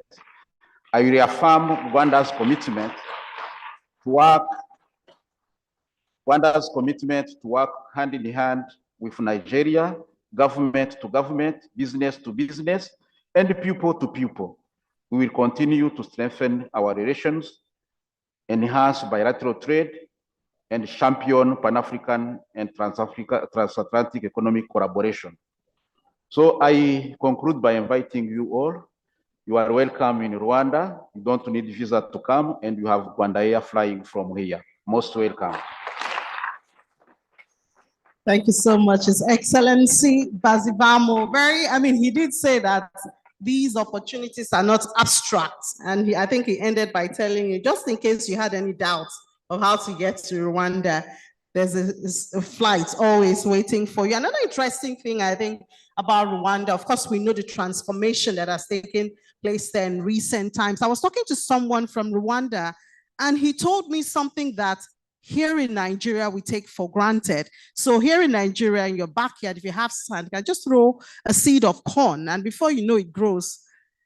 I think it doesn't happen like that in Rwanda. The soil, it doesn't just accept seed and grow. So the agribusiness you talked about, it's here. So talk to us in Nigeria. We have the great soil, and any farmer just throws a tree, a seed, and then the next thing you have, it doesn't happen there. They have to be meticulous, go for fertilizer and all of that before they can grow anything. And these are the things we take for granted here in Nigeria. Thank you so much, His Excellency Bazivamo, for that. From Rwanda, we'll go to Tanzania, and we have His Excellency Celestine Gervas Kakele also to give us the opportunities for closer relationship between Nigeria and Tanzania. Thank you. It's 10 minutes, sir, please.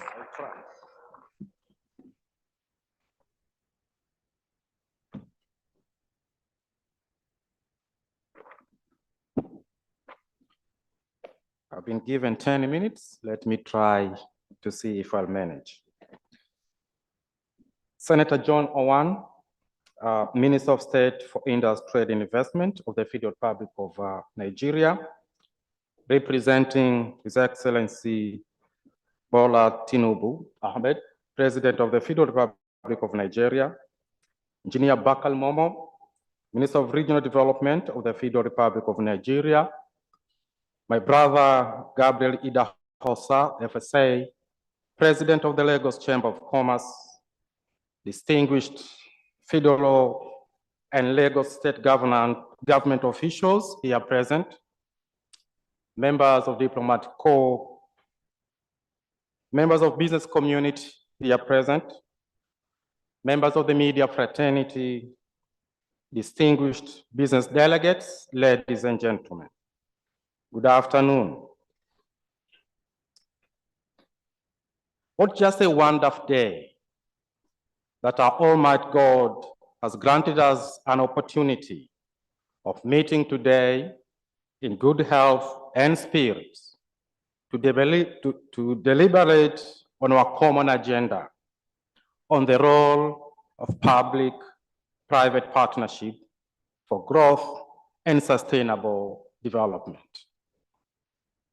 It is therefore my great honor and privilege to be part of this remarkable LCCI 2025 International Business Conference and Expo.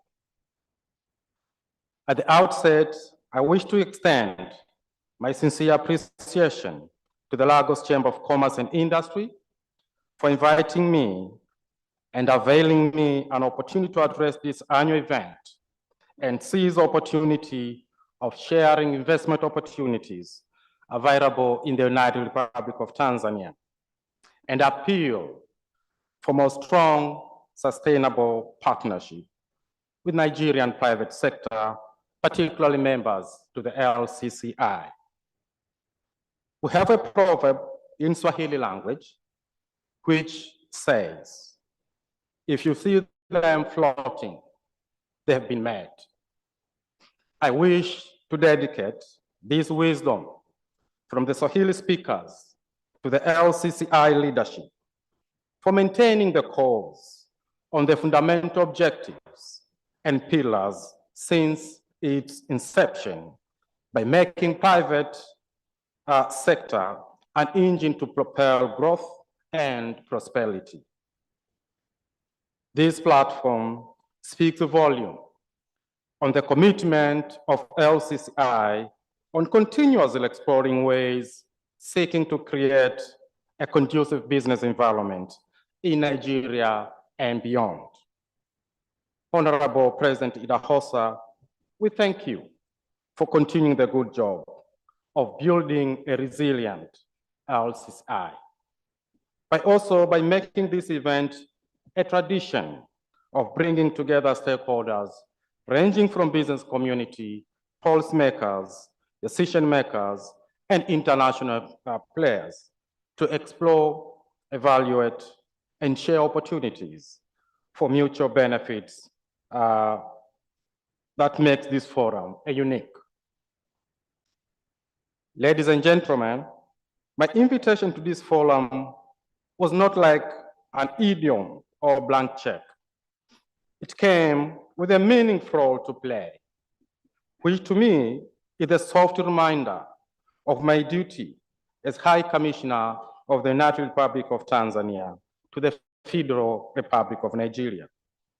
My duty, among others, is to champion economic diplomacy between our two countries and people, which form the epicenter of Tanzania's foreign policy. Having said that, permit me now to attempt selling my product before you in a basket of investment opportunities available in the United Republic of Tanzania, while convincing you of the need ranking the country on top of your priority list as an investment destination. But first, it is important to mention that over time, the government of the United Republic of Tanzania has successfully managed to build trust and confidence with the private sector. We all agree that in managing current economies, it has become fashionable for government restricting themselves on traditional functions of the state, mainly building basic infrastructures and social services delivery, while maintaining peace and stability. States also formulate and implement sound policies and legal frameworks that ensures a conducive environment for the private sector to flourish. It is by this recognition of this global trend, by the mid-1980s, Tanzania embarked its journey of transition away from the central planning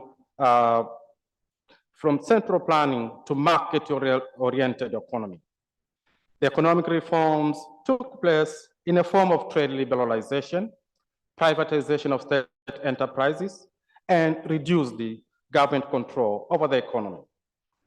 These shifts marked a significant turning point of Tanzania's economic trajectory, as the nation moved towards integrating into the global economy while grappling with social and economic costs of these reforms. For investors wishing to explore opportunities in Tanzania are encouraged to do so with full knowledge that private sector participation in our economy not only is fundamentally impressed, but institutionalized and solidified. Ladies and gentlemen, Tanzania is endowed with a wealth of natural resources and vast investment potentials.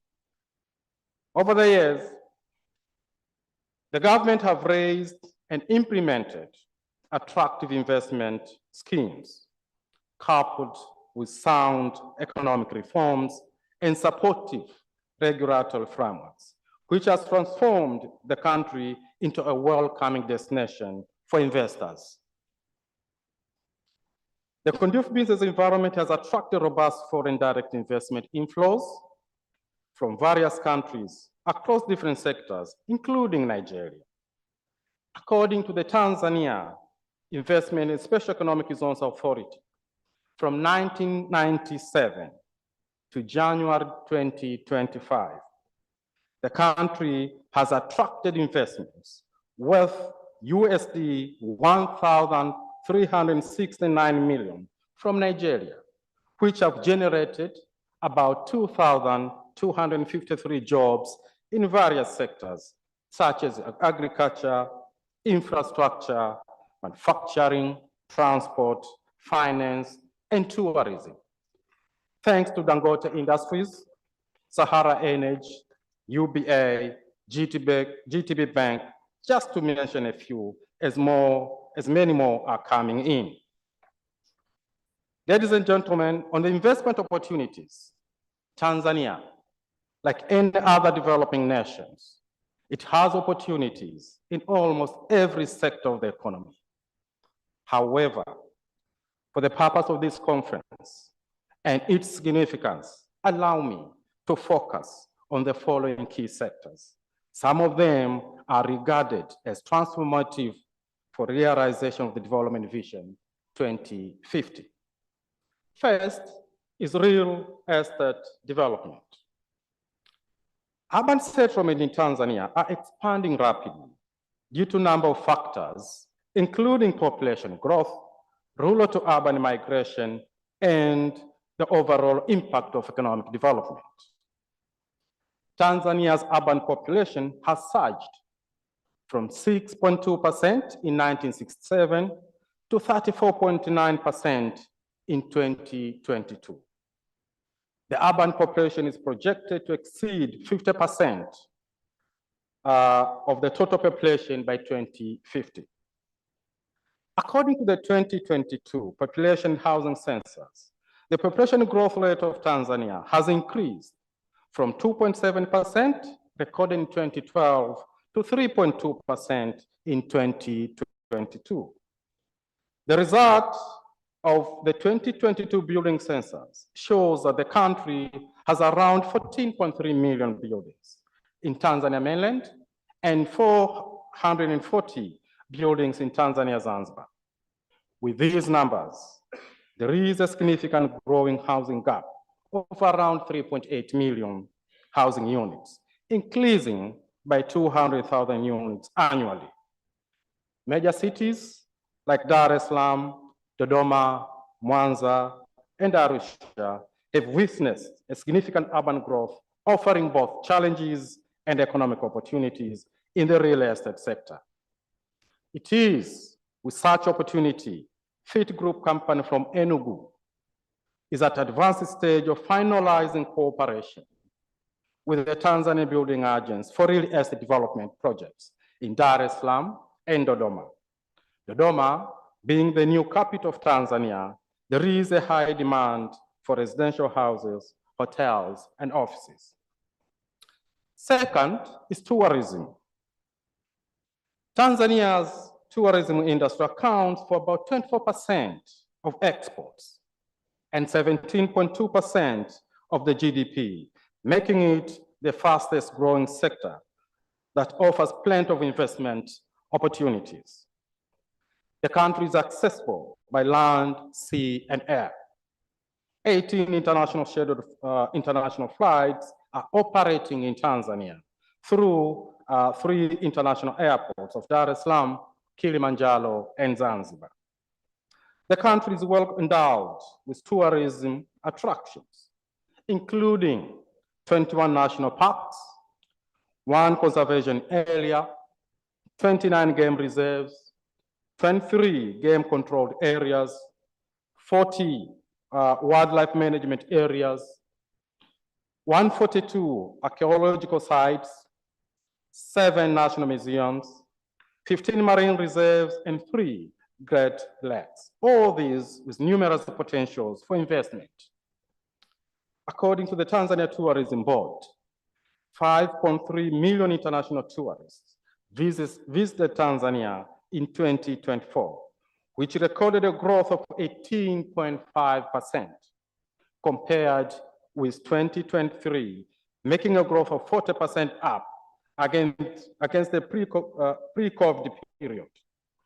Nigerian tourists visiting Tanzania is also increasing from 5,468 in 2022 to 7,644 in 2024, with Zanzibar being the most favored destination. I'm happy to inform you that Air Tanzania will commence scheduled commercial flights between Dar es Salaam and Lagos in September this year, which is expected to boost the number of tourists from Nigeria. Tourism investment opportunities in Tanzania are tier 1 businesses, including accommodation, such as a hotel, motels, lodges, tented lodges, and tented camps. Also, the opportunities on transportation and sightseeing. There are also opportunities on tier 2 businesses, such as restaurants, recreation facilities, and entertainment theaters.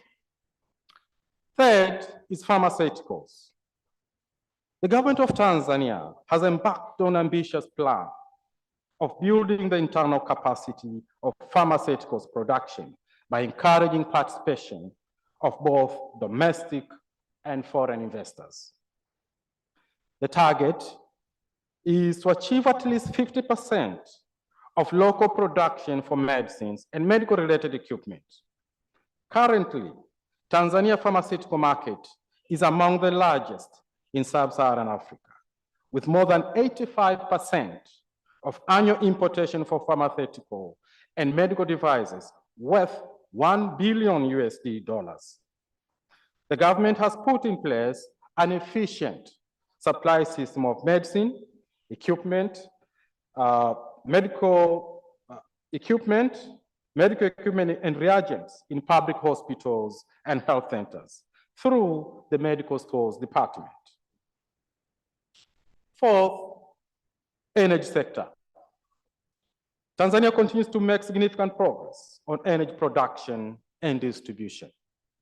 The country has completed construction of a major hydroelectric dam with an installed capacity of 2,115 megawatts, soon to be commissioned. Despite these achievements, the government of Tanzania, under the leadership of Her Excellency Dr. Samia Suluhu Hassan, President of the United Republic of Tanzania, is focusing on provision of clean cooking and electricity access to its population. 10-year clean cooking national strategy with a goal of having 80% of the population use clean cooking solutions by 2034 from the current 20% has been rolled out. Through this initiative, there are various investment opportunities complementing the overall objective of achieving accessibility and affordability of cooking energy. Such opportunities include construction of the necessary infrastructure for production, reception, storage, and distribution of clean cooking energy. There are also opportunities of establishing LPG reception stations, storage equipment, infrastructure for the distribution of natural gas in cities like Dar es Salaam, and distribution of small-scale LNG and natural gas cylinders. On agriculture, agriculture remains to be Tanzania's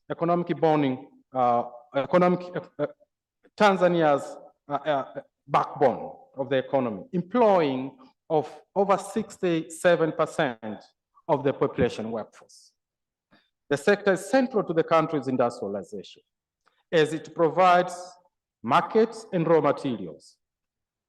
Investment potentials cuts across the agricultural ecosystem, from production, mechanization, storage facilities, transportation, extension services, marketing, and value addition. But for the purpose of this meeting, I wish to draw attention to the available potential of local production in two major agricultural products, namely sugar and edible oil. Tanzania produces about 300,000 tons of raw sugar annually, leaving a demand gap of about 220,000 tons to be covered through imports. The sugar supply gap is said to increase at estimated 6% per annum from the current 300,000 tons. The country spends more than $150 million to import edible oil per annum. These gaps, while remains a challenge to Tanzania, it also offers an opportunity for investment. On mining sector, the mining sector in Tanzania is among dependable sources of foreign exchange earnings, employment, and revenue. Mineral export earning has been increasing gradually and remarkably, from an average of 1% in 1997 to 52% in 2023. According to the Tanzania National Bureau of Statistics Economic Survey report of 2022, the value of Tanzania mineral exports in 2022 was $3,395 million, equivalent to 47% of the total value of the country's export for the year. Investment opportunities in Tanzania mining sector is cross-cutting from exploration to development, production, mineral processing, and value addition, as well as the entire supporting services, including offering simple and affordable technologies for artisanal miners. There also have been several gas discoveries on the coastal shore of the Indian Ocean at Songosongo, Mnazi Bay, and Mkuranga in Coast region. These discoveries are catalysts of natural gas development in Tanzania. Currently, there are over 22 oil companies undertaking exploration activities for oil and gas in the country. Tanzania is becoming a hub after flurry of discoveries, currently stood at 57 trillion cubic feet of gas reserves. There are numerous deep sea blocks that are yet to be developed. Tanzania Petroleum Development Corporation, TPDC, the national oil company, is inviting oil and gas companies and other specialized investors to participate in the exploration of hydrocarbons in Tanzania. I'm happy to share with you that that Nigeria company called First ENP has expressed interest of investing in Tanzania oil and gas industry by signing an MOU with TPDC, which, if successful, will pave a way for comprehensive negotiation on production sharing agreement, PSA. The government of Tanzania is finalizing negotiations with foreign investor for a multi-billion-dollar LNG project, which will offer an opportunity of forming a joint ventures through local content. I wish, therefore, to call upon all other Nigerian local companies to also explore this opportunity.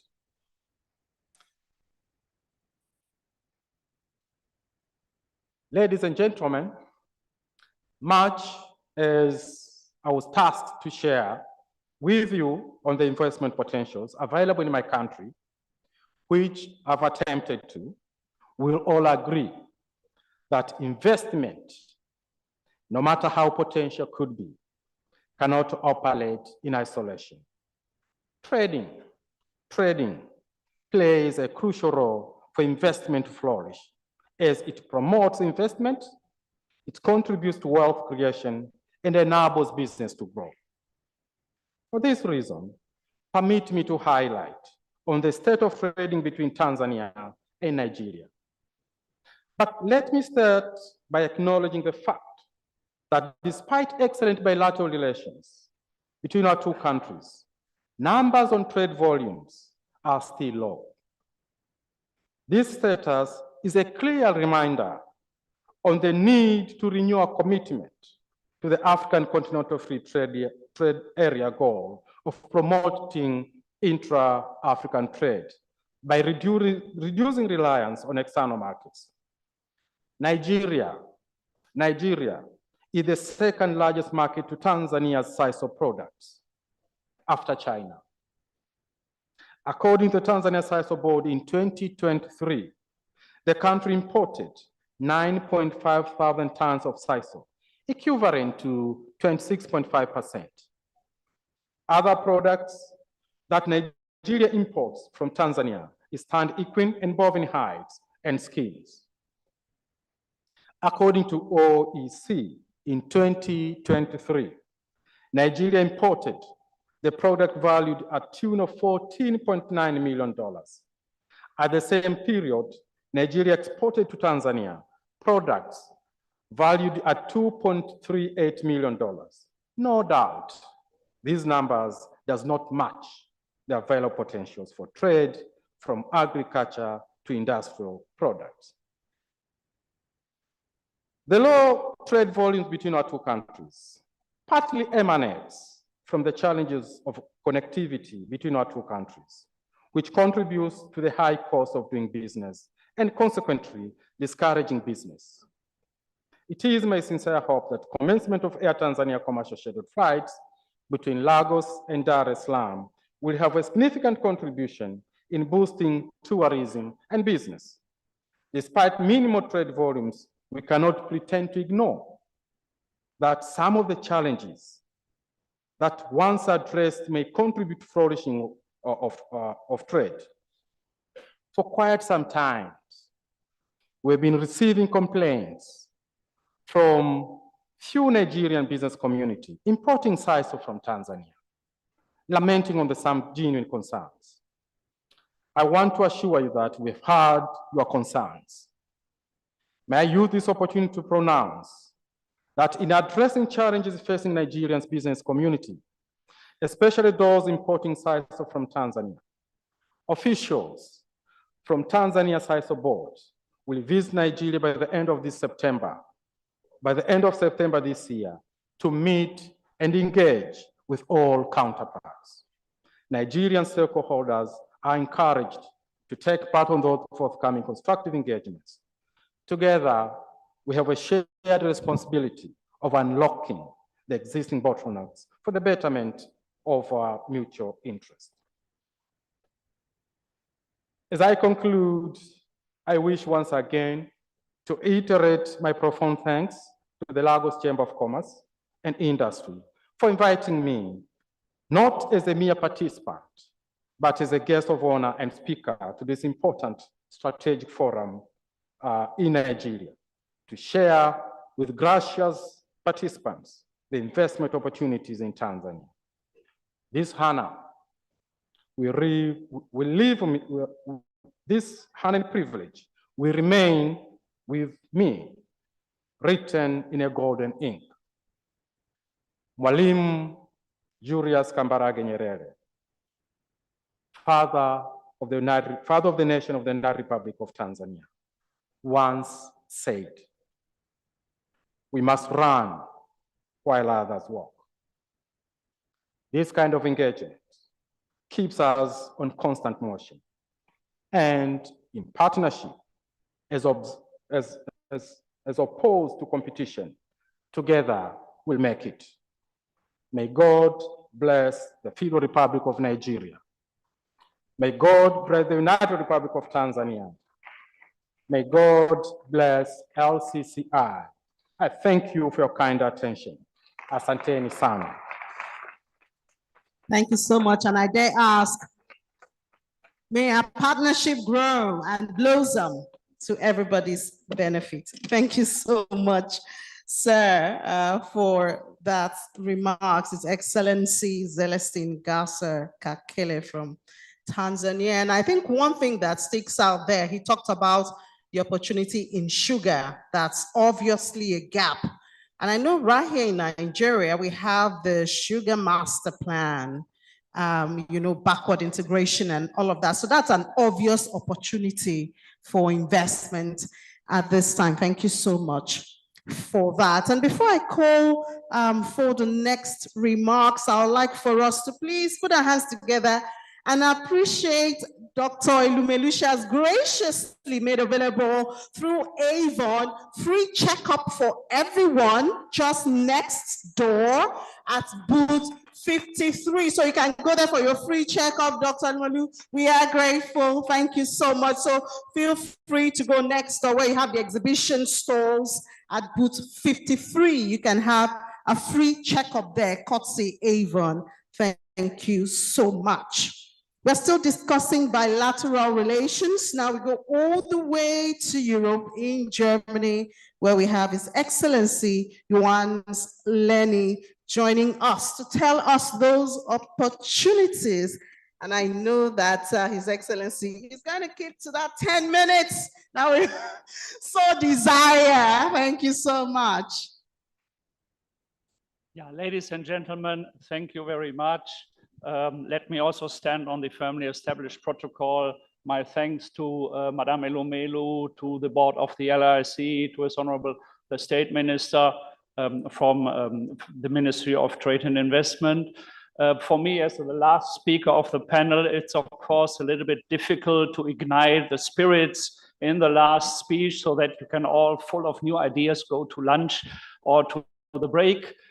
But I hope I can do some impact here, because when I listen to the other speeches, especially from Christian Ebeke, from Madame Elumelu, and from Mr. Adams, many of these comments and remarks and ideas were already in my speech, so I dashed them away, and I try to elaborate on one of those a little bit, because it seems to me important that we not only see the big picture, why Nigeria has so much potential, but it was not used in the past, and what could happen in order to make Nigeria's dream of being the 1 trillion economy and the powerhouse of Africa come true.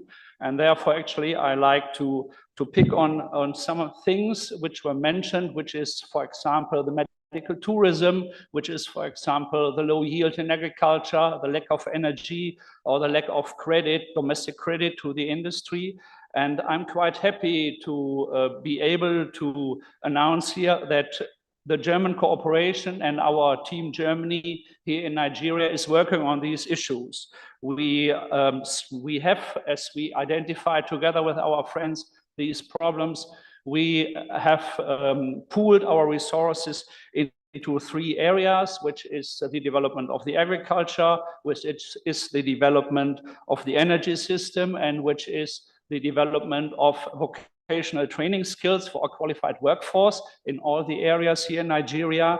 And we are happy that we could put in considerable resources in these 3 areas to align with the priorities of the Nigerian government and of the Nigerian businesses in order to make that happen. But one thing which concerns me is that our development aid, which is around 550 million in the portfolio we have now, is bigger than your foreign direct investment. And this actually should not be. It should be the other way around. The foreign direct investment should triple, quadruple, or be 10 times higher than official development aid. And it should be driven, as Madame Elumelu said, by the private businesses, because you know best what is important for Nigeria. You know best where the profit in this country lies and how you can develop your infrastructure and your businesses for the future. In order to also make this happen, we offer different resources and different tools in order to support the Nigerian businesses. The Nigerian private banks at the Nigerian Development Bank will and have received considerable funds from Europe and from Germany in order to make domestic credit to the businesses in Nigeria possible at reduced interest rates. So these portfolios in the different private banks sum up to 120 million now. We hope that the Nigerian businesses make eager sort of use of these funds. Up to now, actually, the bankable products presented to the finance windows, we offer in renewable energies, we offer in small and medium businesses, we offer in the development of infrastructure, are only used to 20%. So actually there is much room for improvement, and I hope you will develop bankable projects which can then be presented and which make then the Nigerian dream of becoming the powerhouse of Africa true in the near future.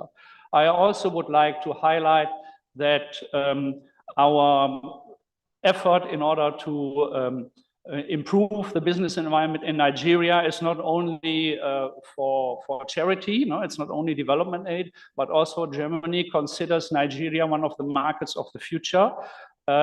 Imagine where Nigeria could be in 10 or 15 years when actually things move in the right order and in the right direction.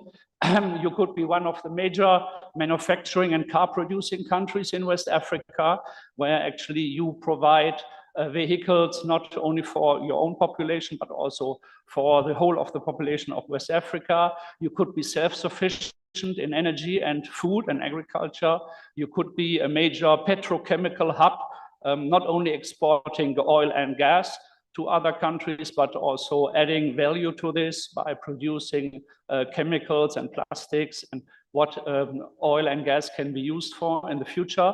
And also in the IT sector, this is actually sort of a no-brainer. You are already one of the main powerhouses in Africa, but you could enter easily the world stage with the creativity and the potential which is in Nigeria. And therefore, actually, we will support this in the future. And I hope I will not use my 10 minutes because then it becomes repetitive. And you know all these issues where Nigeria's strong opportunities are and where Nigeria's flaws are. I'm looking forward to the future discussion in this event. When I saw in the program that the agencies which are responsible for the regulatory environment in Nigeria will be here tomorrow to explain how they see investment in Nigeria. I have a lot to say to them. I hope they will take the advice we give to them in order to make the environment in Nigeria really open for business and really an easy one for investments in the future. And we will then actually, investments will come, as my colleague from Ireland said, without really big promotions. They will come by themselves. Therefore, the non-tariff obstacles which are still present in Nigeria have to be removed. And my last remarks will be especially Nigeria should not forget the regional integration. As a member of ECOWAS and one of the main pillars of the Africa Free Trade Area, the implementation of the rules of these free trade schemes is absolutely important for big foreign investment in Nigeria, because the investor coming either from Germany, from Europe in general, or from the United States or China or India does not look at Nigeria alone. He always looks at the broader West African or whole African market. And by integrating Nigeria into the integration schemes you already have in Africa, you make your future and things will be prosperous and happy in the future. Thank you very much.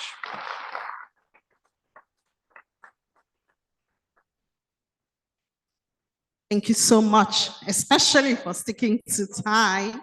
Really appreciate that. And I think that Germany being a part of EU for many years now, it should be in their place to remind us of the need of integration. Yes, we're talking about AFCFTA.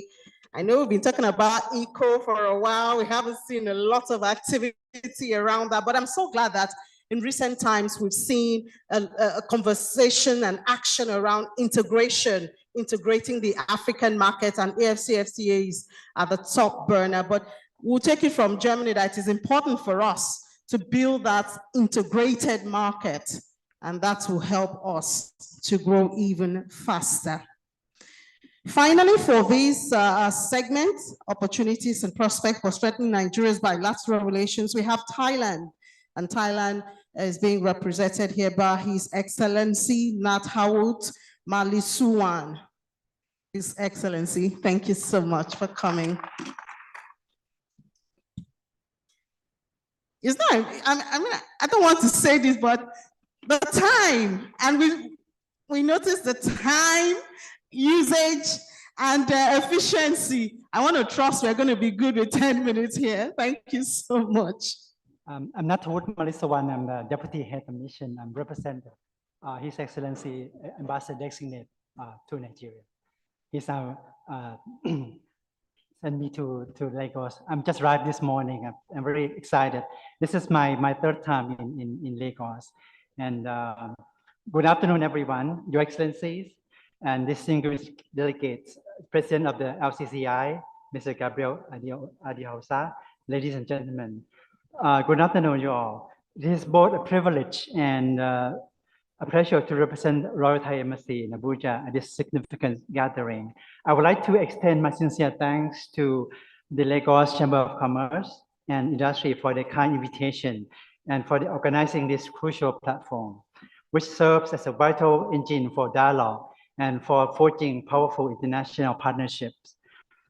The year 2025 holds special significance for both our nations as we proudly celebrate the 63rd anniversary of the establishment of diplomatic relations between the Kingdom of Thailand and the Federal Republic of Nigeria.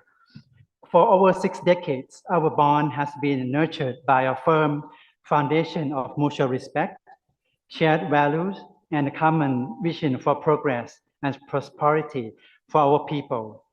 While this relationship is firmly anchored by governmental ties, its true energy and resilience derive from the vibrant people-to-people connections that have been fostered through educational exchange, rich cultural interaction, and a genuine deepening mutual understanding. The undeniable cornerstone of our enduring partnership is our strong and growing economic relationship. The latest figures show that in 2024, our bilateral trade volume reached a remarkable $2 billion. This achievement solidifies Nigeria's well-earned position as Thailand's most important trading partner on the entire African continent. This is testament to the powerful synergy between our economies and the complementarity of our needs and offering. However, I stand before you today to state our firm belief that this impressive figure is not a ceiling. It is a strong foundation upon which we must build. We are standing at the threshold of immense, untapped potential, ready to be unlocked through shared ambition and concerted effort. The theme of this conference, Invest Nigeria, is a powerful and welcome call to action. Thailand hears that call clearly. We are here to respond with enthusiasm and a concrete strategy. For Thailand, this event is far more than a simple conference. It is a strategic gateway that offers multiple avenues for mutual growth and collaboration. We recognize 4 key areas where this forum creates significant value for our nations. First, this conference serves as an unparalleled intelligence gathering opportunity for Thai businesses. Understanding Nigerian market dynamics, regulatory environment, and consumer preferences is essential for successful market entry. The insights gained here will help Thai companies develop more effective market strategies and identify promising sectors for collaboration. Furthermore, the conference provides an excellent platform to understand the implication of the African Continental Free Trade Area, AFCFTA, and how Thailand can participate in regional value chains through Nigerian partnerships. Second, we see this event as a perfect showcase of Thailand's diverse capabilities beyond our well-known agricultural exports. While our high-quality rice has gained deserved popularity here in Nigeria household, Thailand has much more to offer. Our expertise in renewable energy, particularly in solar and biomass technology, align perfectly with Nigeria's energy needs. Our growing digital economy with strengths in fintech and e-commerce offer valuable insight for Nigeria's digital transformation. Our healthcare industry, known for medical tourism and pharmaceutical production, can contribute to improving healthcare accessibility, and our tourism sector stand ready to welcome more Nigerian visitors to experience our unique culture and hospitality. Third, this conference facilitates crucial investment connections that benefit both our economies. We welcome Nigerian investment in Thailand emerging sectors such as electric vehicle, manufacturing, biotechnology, and smart electronics. Simultaneously, Thai companies are keen to explore opportunity in Nigeria infrastructure development, manufacturing sector, and the digital economy. The B2B matching sessions and networking opportunity this conference provides are invaluable for creating these meaningful business connections that lead to a long-term partnership. Finally, this gathering enhance people-to-people connection that form the foundation of lasting economic relationships. Through cultural exchanges and personal interaction, we build the trust and understanding that underpins successful business partnership.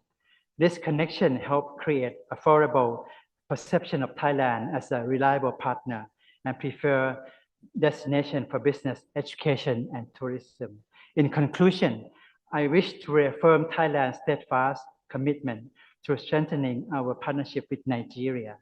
The potential for collaboration in sectors like agricultural, technology, renewable energy, digital innovation, and healthcare is tremendous. Let us use this 63rd anniversary as a springboard to launch an even more robust and mutually beneficial relationship for the decades to come. We have heard the call to invest in Nigeria, and Thailand answer with genuine enthusiasm, concrete proposals, and a long-term vision for shared prosperity.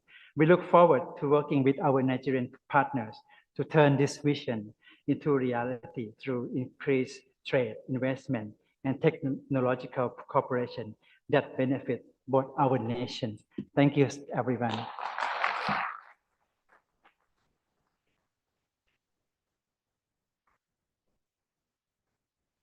So much, His Excellency, for sticking to time. We appreciate that, especially at this time, you know, people are beginning to look at their watches and, you know, recheck the agenda for the day and some other things that they have to do. So we really, really need to stick to the 10 minutes. So now we'll be having remarks on the theme, Unlocking Africa's Giant, Nigeria as the next frontier for global investments. So unlocking that African giant. And we'll begin with remarks from the Director General of Nigeria Institute of International Affairs, Professor Ihosa Osagenge.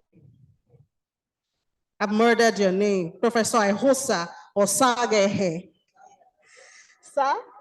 Osage. Sahe. Okay, I'll just hold on for him.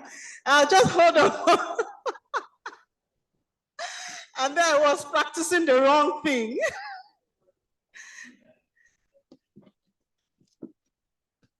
All right, sir. Okay, just.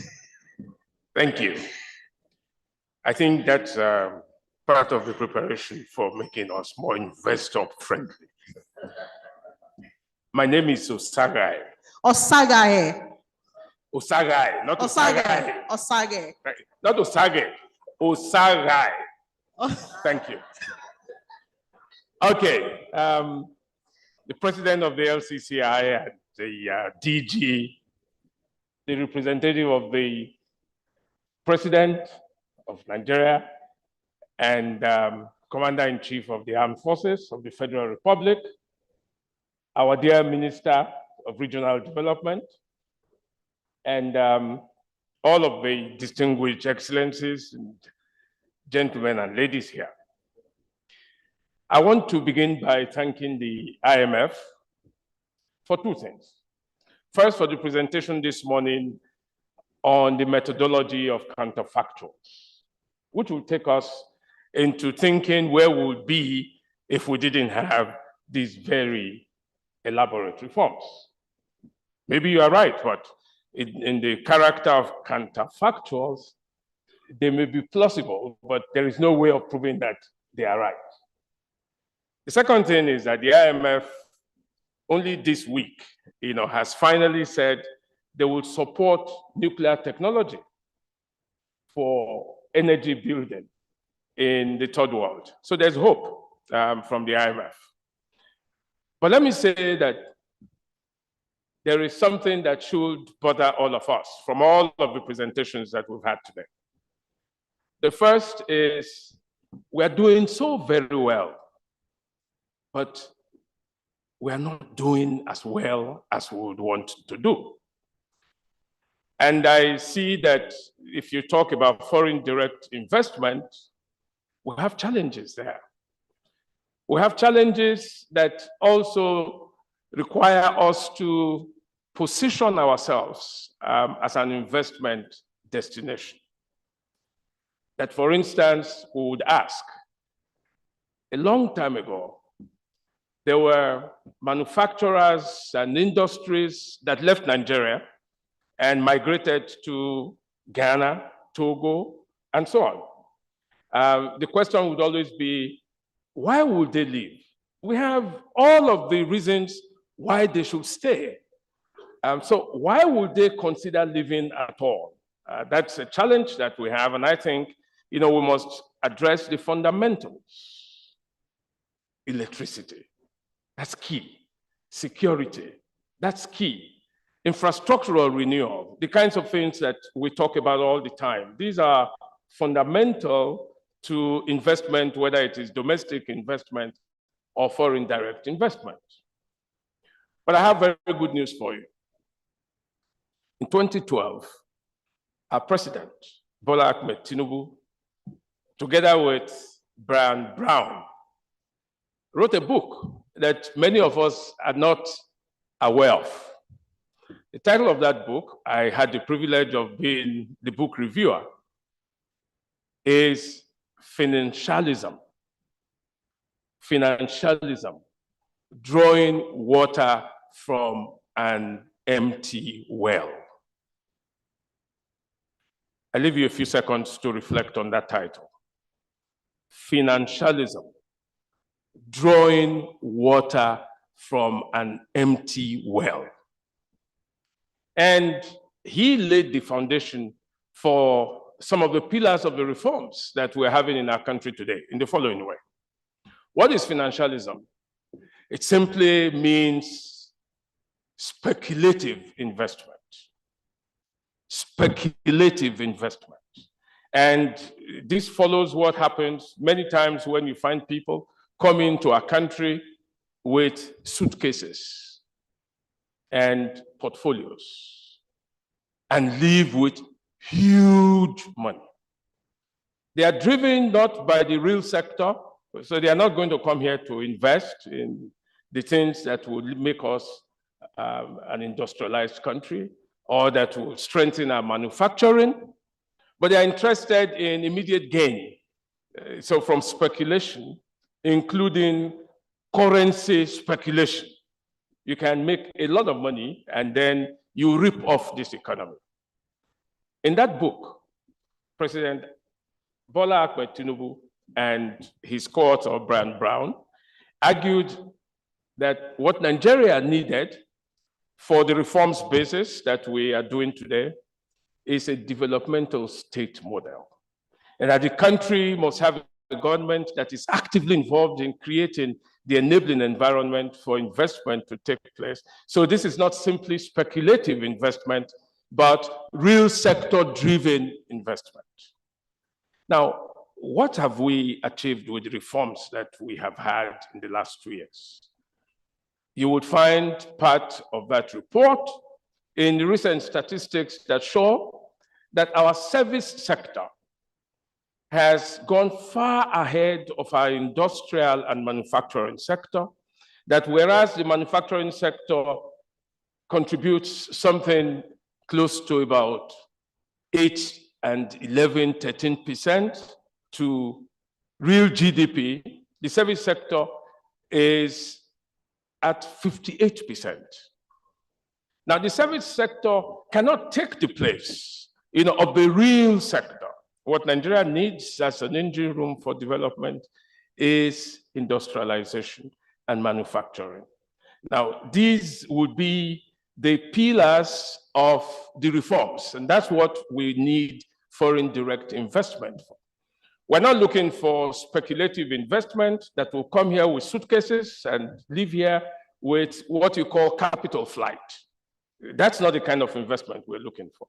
So I'm sure that, when we talk to those who are friends of Nigeria, whether they are from the European Union or they are from Rwanda, which is very good, by the way, or from Tanzania, whose country will begin to have direct flights to Nigeria very shortly. We must know that Nigeria is now not simply only available for speculative investment, but Nigeria wants proper partners. Why is it, for instance, that BMW will go to South Africa or go to Morocco or go to Egypt, and knowing that in Nigeria, we do have the market that BMW would require? What our German Excellency hasn't told us is the fact that they are also coming to Nigeria with car manufacturing. So perhaps it's a new beginning for the kinds of things we're doing. As I see my friends from India, I hope you have occasion to talk about it. Tata is back in South Africa. Why is Tata not in Nigeria? You must come back fully. I mean, these are the kinds of things we're looking for. Nigeria no longer wants to be a client zone that is dependent on foreign-driven manufacturing and industrialization. We don't want to be driven by import substitution industrialization. We want a homegrown industrial base, the one that will robustly engage our centers of production. We want to be a productive economy, not a speculative economy where everyone makes money for doing nothing. So as President Bola Ahmed Tinubu argued that long ago, you don't draw water from an empty well. We want the well full, and Nigeria has the potentials, has the capacities, has the capabilities, has the human resources that we need. Everyone talks about agricultural resources, but don't forget, a country that does not have food security cannot begin to think of becoming a great economy. So that is also a destination for our investment. These are the fundamentals that I think everyone should talk about. And when you come partnering with Nigeria, these are the things you should have in mind. I thank the LCCI for this opportunity. Thank you.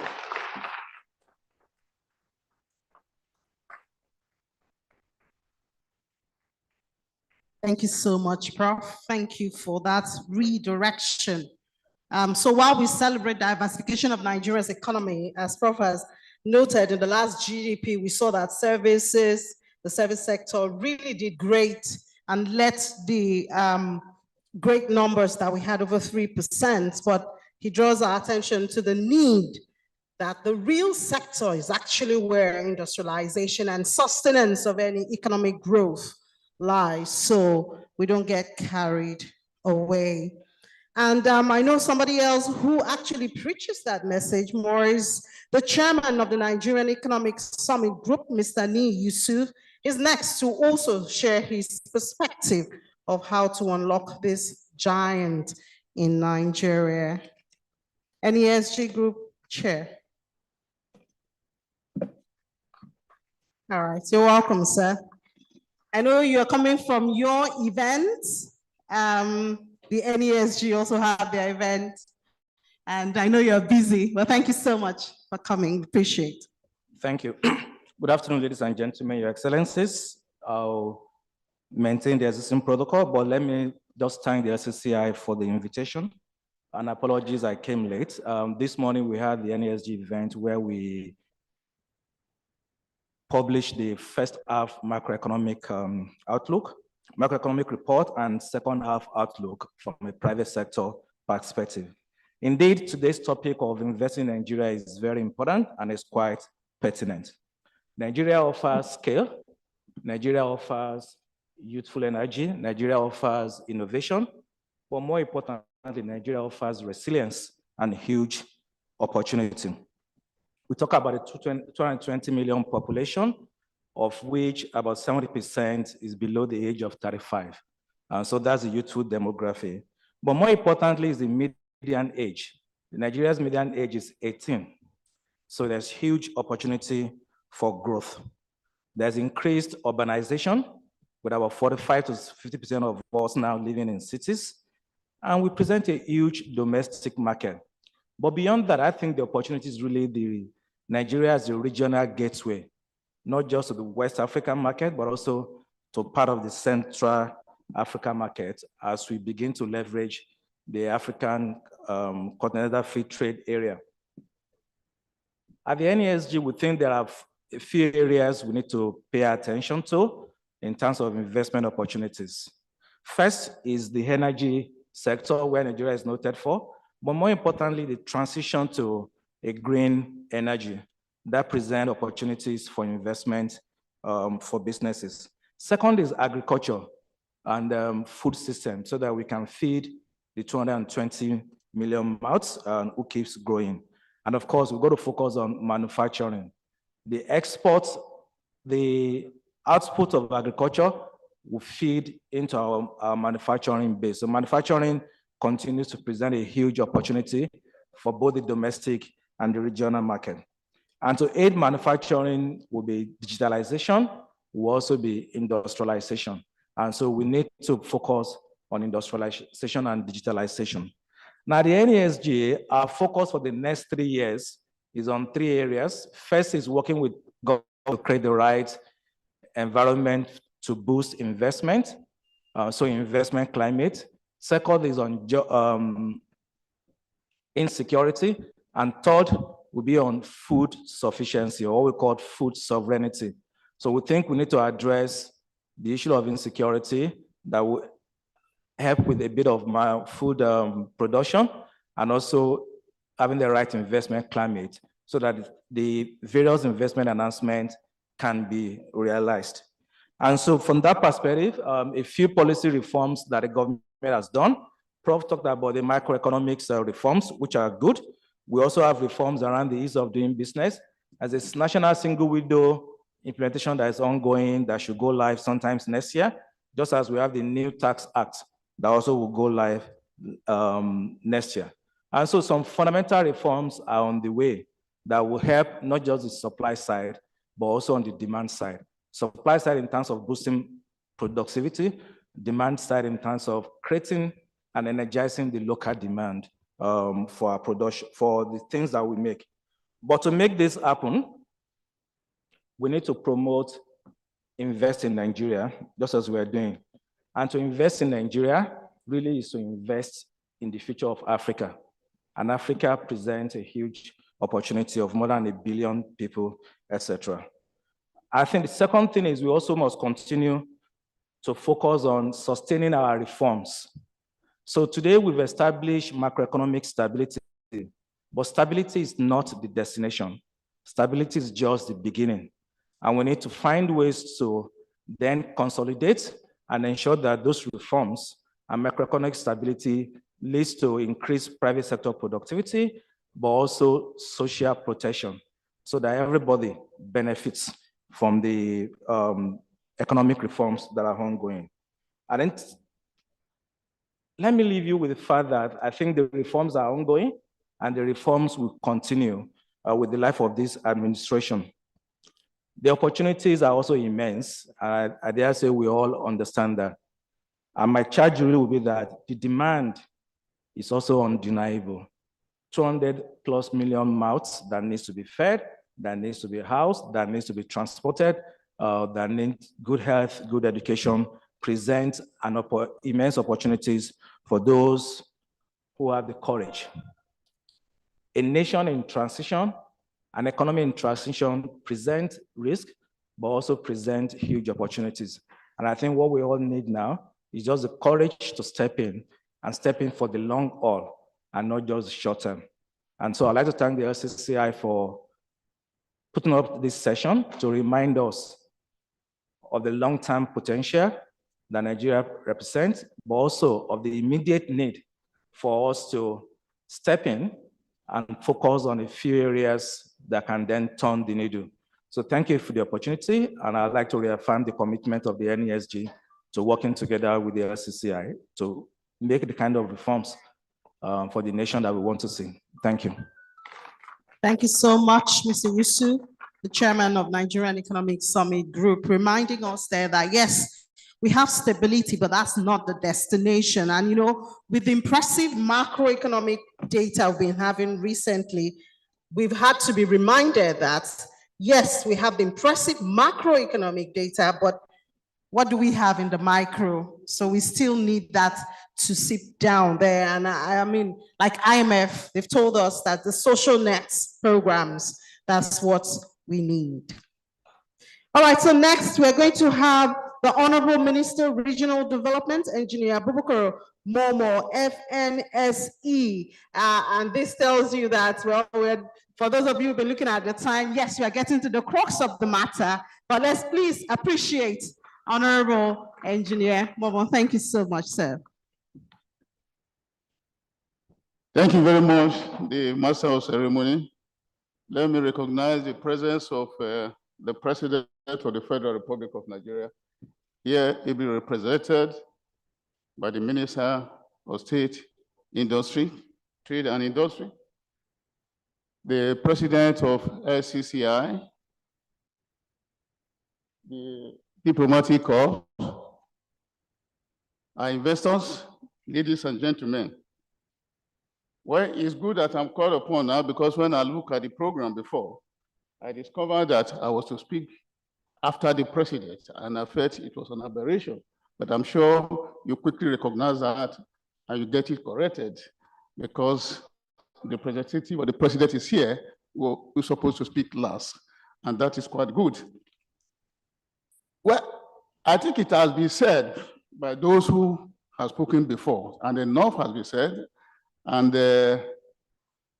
when I was invited, I was asked to give an account of government incentives that can help to bring investment to the country.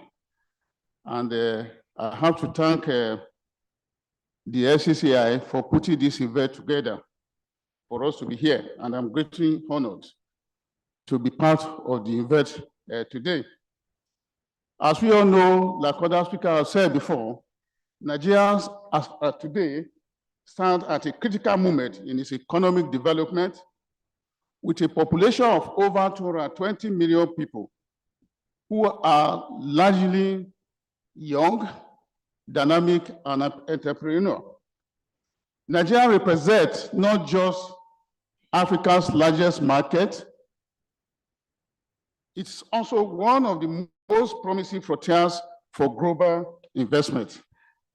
And to that extent, the administration of President Bola Ahmed Tinubu, GCFR, under the Renew Hope agenda, is committed to repositioning Nigeria as a preferred destination for investment. All these have been in place by strengthening the macroeconomic stability, implementing critical reforms, and creating the enabling environment that allows business to thrive.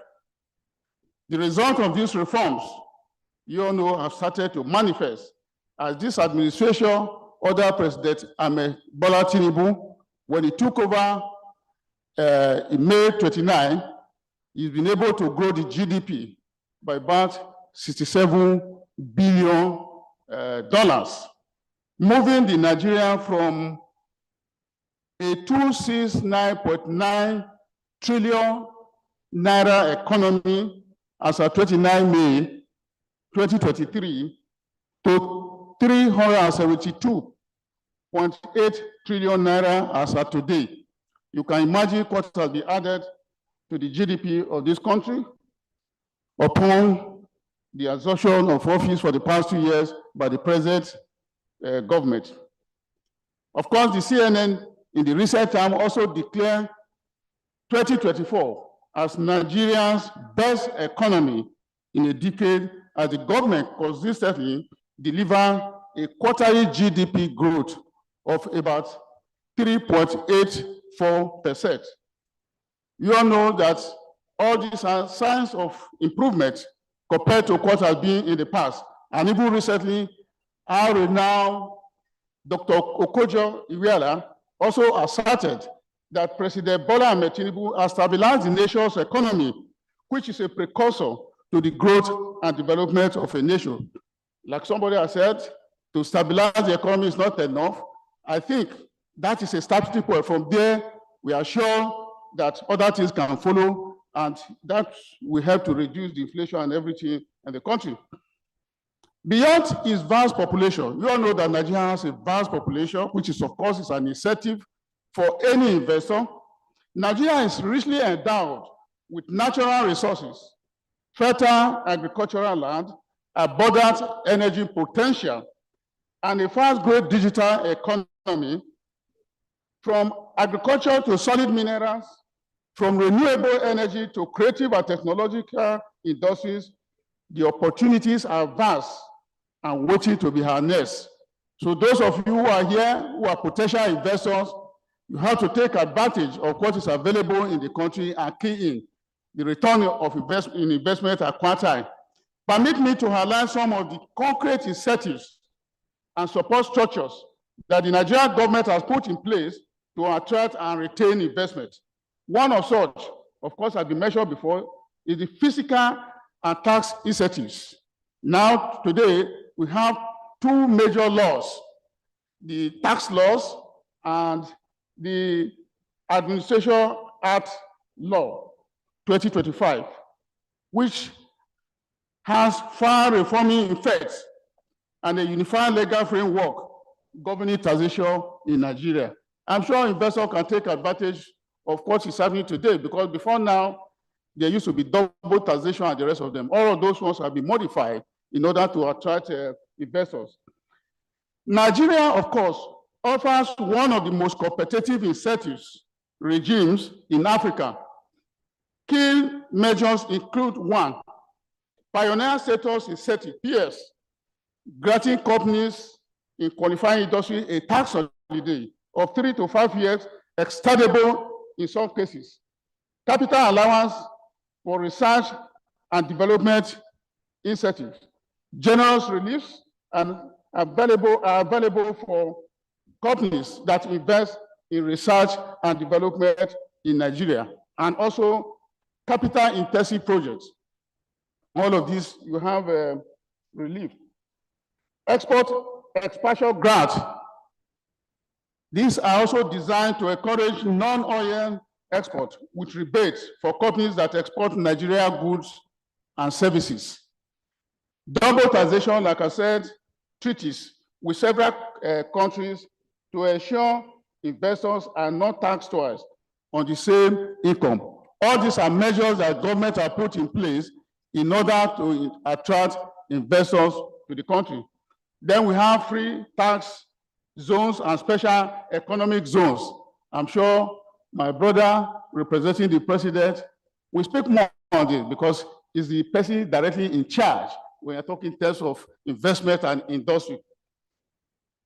Nigeria has established over 30 free trade and special economic zones across the country, offering duty-free importation of raw materials and machinery, tax exemptions on profits and dividends, full repatriation of capital and profits, and simplify business registration and custom procedures. All of these are incentives on grant. Like Professor Sage has said today, we need investors who will come and add value, not those with portfolio and come and take from the country. But we know those, we need those that can come to the country and establish industry. Growing up in those days, we had a lot of industry. We have learner, we have battery industry all over Nigeria. What stopped Toyota to come and establish here in Nigeria? Because everybody is using a Toyota product. Mercedes-Benz, I'm happy that the ambassador to Germany is here. Almost every corner, you see them. We need all this investment in Nigeria. We cannot continue to go and import all this into our country. Here is a very huge market. Then when you talk in terms of sector specific, we are talking in terms of agriculture, there's incentives. We talk of solid minerals, there are incentives in solid mineral business. Also renewable energy and green investments. Also in ICT and innovation. There are a lot of incentives in all of this area that have been provided by government to attract investors. Also in manufacturing and infrastructure. Well, let me say in clear terms that incentives on their own cannot guarantee investor confidence. That is why government has taken both steps to strengthen institutions and streamline processes. The Presidential Enabling Business Environment, PEBEC, continues to drive reforms that cut red tapes, reduce bureaucracy, and improve Nigeria's global ranking in ease of doing business. The business environment under this government has moved Nigeria from a net importer of petroleum products to number one exporter of petroleum products in West Africa. The Nigerian Investment Promotion Commission operates a one-stop investment center where investors can access the services of all relevant agencies under one roof, making investment facilitation faster and more transparent. Equally important are leveraging the public-private partnership. I know a lot has been said by this, including some of our diplomatic members here. We need a lot of partnership and the rest of them to unlock infrastructure, financing in power, transport, housing, and digital connectivity. These efforts are creating an enabling ecosystem where investors can thrive and local communities can also benefit. For regional development and inclusive growth, I want to say in clear terms that as the Minister of Regional Development, I must emphasize that investment opportunities are not only confined in Abuja, Port Harcourt, Lagos, and Kano, or major cities in Nigeria. I think every city, every zone, each of the 6 geopolitical zones has unique cooperative advantage where investors can also key in. For instance, the Northwest and Northeast hold vast potential in agriculture, solid minerals, and renewable energy. When we talk of North Central region, it is rich in solid minerals and has opportunities in agro processes and hydropower. For us in the South-South, we'll be talking of energy with oil, gas, petrochemicals, and emerging renewable projects. While in the Southwest, beyond Lagos, we are talking of a growing center for manufacturing, services, and digital innovation. So there's no part of Nigeria, none of the regions that we don't have investment potentials. And what we are doing for us from the Ministry of Regional Development is to create an enabling environment in terms of infrastructure, in terms of addressing the issue of security, because enough has been mentioned on the issue of security. Now, the president has set up development commissions in all the regions. I think their focus will be to address some of these challenges in the area of security, in terms of infrastructure, to complement existing government agencies that are charged with the responsibility of this very assignment. Government is actively investing in regional infrastructure, such as roads, housing, industrial cluster, renewable energy projects, and special agro-industrial processing zones to open up these opportunities and ensure balanced development across the nation. We are all aware today that this administration is undertaking the construction of a coastal road from Lagos to Calabar. And by the time that road is fully opened up, there are going to be a lot of investment potentials along that corridor in terms of tourism, in terms of sea economy, and the rest of them. And that will help to transform the economy of the nation. So also we talk of Badagry to Sokoto. These are major road infrastructure that never in the past attempted by any administration. Even in the days of Shagari, we were hearing of Lagos Badagry Road, but nothing was done. But thanks to the current president, a visionary president, who of course knows exactly what we need in this country. Yes, you can say the resources to do it is huge, but it's not deterred by such. We look for the money and the job is going on. Like the IMF said today, he did mention that, of course, there were 2 major decisions that have been taken by this administration upon resumption in 2023. That is floating the naira, removal of subsidy from oil. The question we ask ourselves, if these 2 major decisions had not been taken at onset, Now with tariffs here and there by Trump administration, we would have been in serious problem in this country today. That is what we call vision, foresight.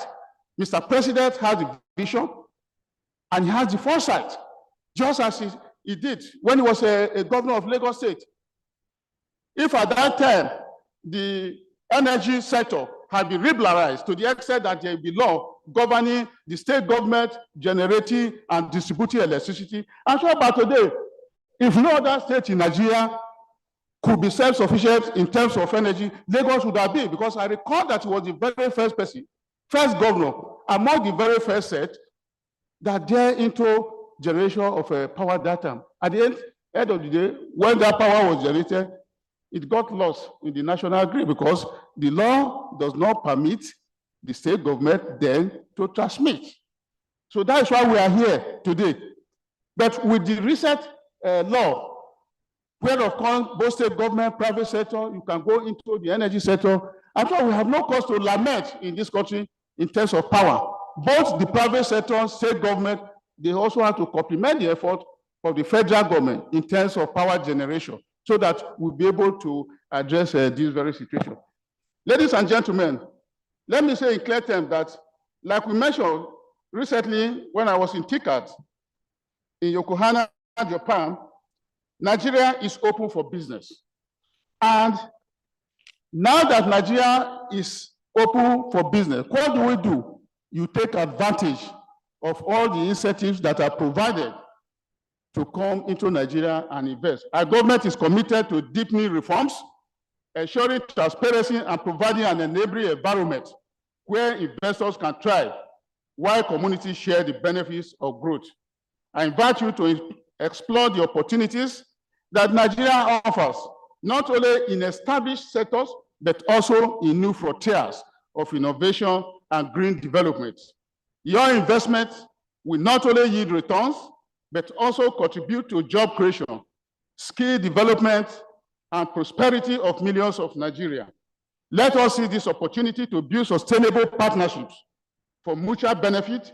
Together, we can unlock the full potential of Nigeria as the investment destination of choice of Africa. Thank you, and may this conference open doors of collaboration and opportunity for us all. Thank you, LCCI. Thank you so much, Honorable Minister of Regional Development. Thank you so much. Nigeria is open for business. Nigeria is serious about it, and that's why we see the reforms that the federal government has been taking for a better investing environment for the country. Thank you so much, Honorable Minister. All right, just before we head to the next remark, we'd like to recognize the representative of the NACIMA president, Prince Dapo Adelagon. Representing NACIMA president, we'd like to recognize you. Can we see you, Prince? Oh, okay, thank you so much for bringing the message of NACIMA to our midst. And now we say we save the best for the last. Do you know that President Bola Tinubu has been with us since? Okay. Now we see him represented, obviously, but we have the presence of His Excellency, the President of the Federal Republic of Nigeria, President Bola Tinubu, ably represented here with us and being part of our conversation since we started, by the Minister of State for Industry, Senator John Owan Eno, brings us a message from the President. And we know that he has taken all our conversations down and will certainly share. Please, let's give a round of applause for the President is here. Thank you so much, sir. You're welcome. Yeah, thank you. The Honorable Minister of Regional Development, Engineer Abubakar Momo, the Honorable Minister of Foreign Affairs represented, the President of Lagos Chamber of Commerce and Industry, Mr. Gabriel Dahusa, the representatives of Lagos, Bauchi, Abia, Bayelsa, and other states, that are present, heads of government agencies, members of the diplomatic corps, international partners, delegates, distinguished guests, the press, ladies and gentlemen. Unfortunately, I do not have the luxury to respond to all the issues as I should, because my attendance of this conference is to represent Mr. President, who is away to Brazil. But let me say right away that I congratulate the Lagos Chamber of Commerce and Industry for not just sustaining a tradition, but for deepening that tradition by the International Business Conference and Expo. Sitting here from the very beginning, the issues and the matters continue to resonate with the work that Dr. Jumoke and I are doing in the Federal Ministry of Industry, Trade and Investment, with Dr. Jumoke in charge of trade and investment, and myself in charge of industry. And I think that the content and the admixture of people in this room in itself speaks to how important this conference is. Just a few days ago in faraway Enugu, at the opening session of the NBA conference, a renowned South African politician, Julius Malema, said that our salvation lies in Lagos, in Johannesburg, in Pretoria, in Abuja. I mean, he said so. And I think that you hardly think about our country, Nigeria, without thinking about Lagos. So it's important that when Lagos gathers, that it gathers for something worthy and important. Earlier on, these are just some beginning thoughts. I'll read the president's speech clearly. When Tanzania spoke, they talked about a gap in terms of sugar and the opportunity. Let me say that back in Nigeria, we have the same gap and the same opportunity in sugar. Yes, the Master of Ceremony talked about the National Sugar Master Plan, which is about on its 11th year.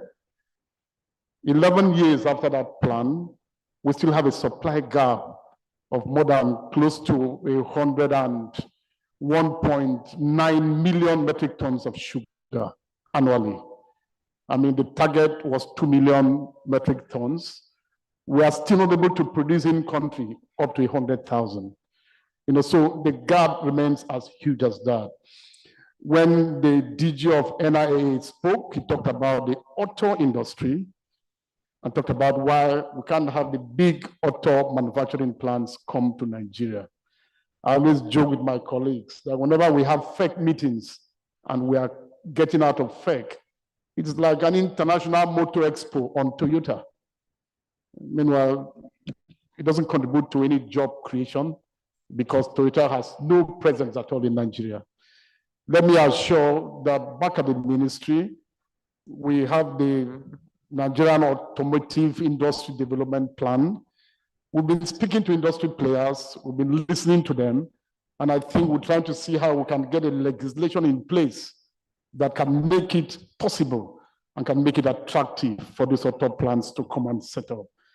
So again and again, I think that government is at work, government is in progress, and as much as possible, as we attend sessions like this, I believe that there's a lot that we gain and we benefit. And I get out of this room more knowledgeable and more well-informed. So let me read Mr. President's address, an address by President Bola Ahmed Tinubu, GCF, delivered at the 2025 LCCI Business Conference and Expo on August 26, 2025 at Eco Hotels and Suites, Lagos State. It is with profound sense of optimism and purpose that I address you today. This gathering of the brightest minds in our nation's commerce and industry is not merely a conference, but a testament to the resilient and enterprising spirit of the Nigerian people.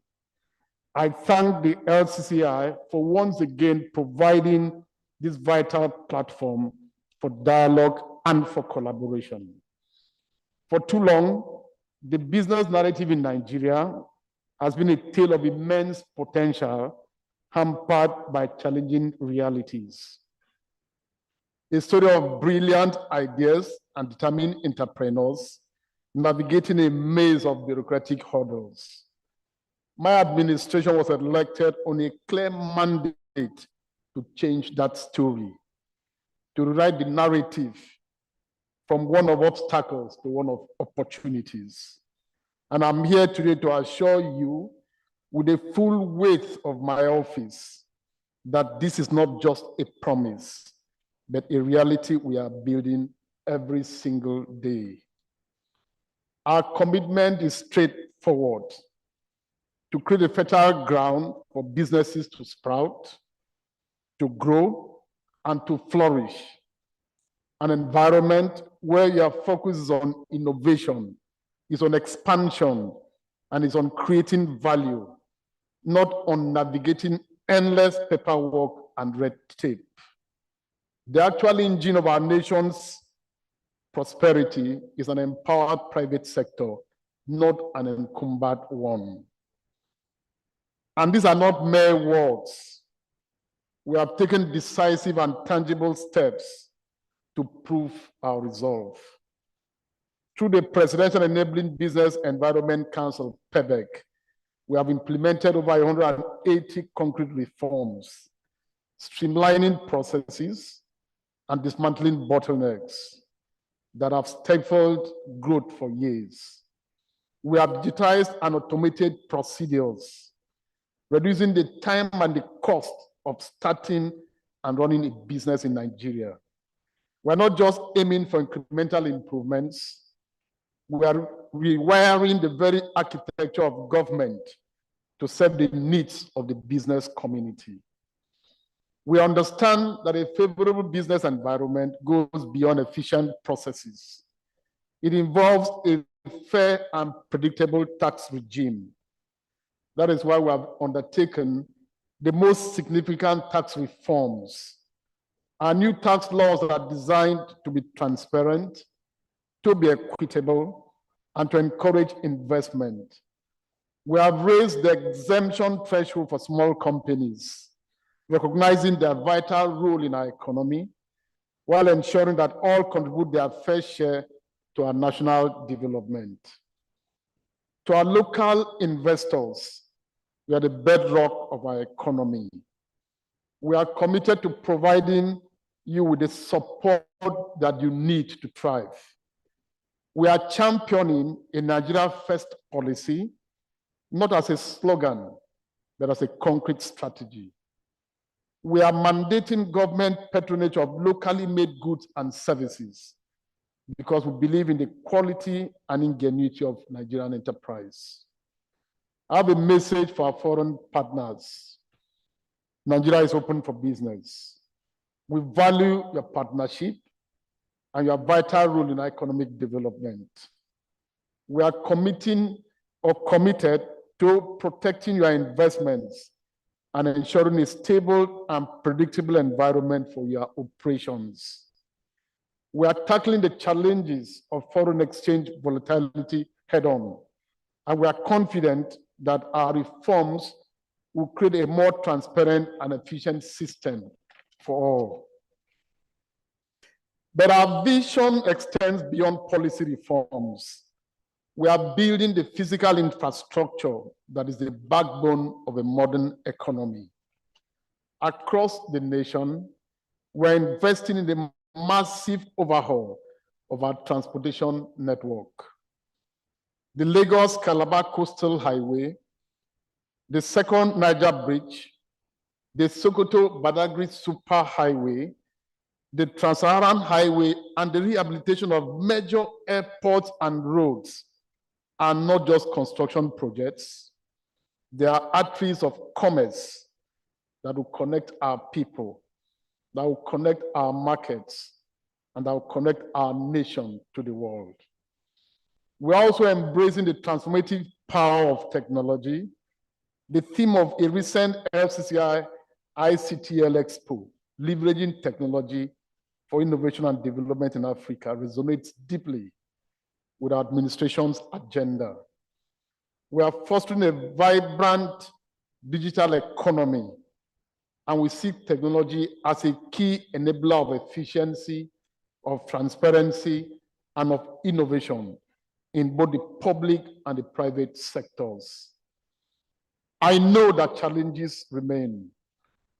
I will not stand here and pretend that we have solved every problem.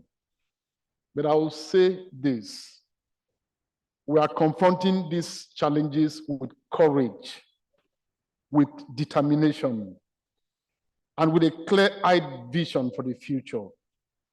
In the envisaged future, Nigeria will be a destination for investment and a global hub for innovation and for enterprise. Let us leave this conference with a renewed sense of partnership and a shared commitment to building a Nigeria that works for us all. A Nigeria where every entrepreneur has the opportunity to succeed and where our economy is a beacon of hope and prosperity for Africa and for the world. Thank you, and God bless the Federal Republic of Nigeria.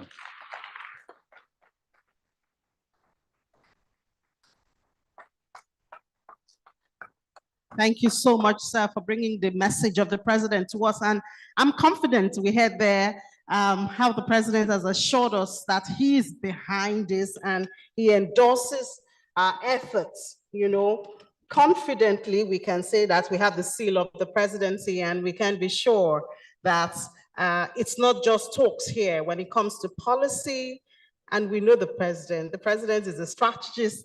He's been in business for a long time, even before now. So we do know that he knows our plight as the business community, and he is obviously involved in getting things right for everyone to benefit from this. All right, so it's time to take pictures. Let's capture this moment for years to come. And we do have an order of photography, so please do bear with me. I will be announcing how, and those will be involved at every stage. So we'll start from the stage. So everyone on stage, please, sirs. That'll be the first one.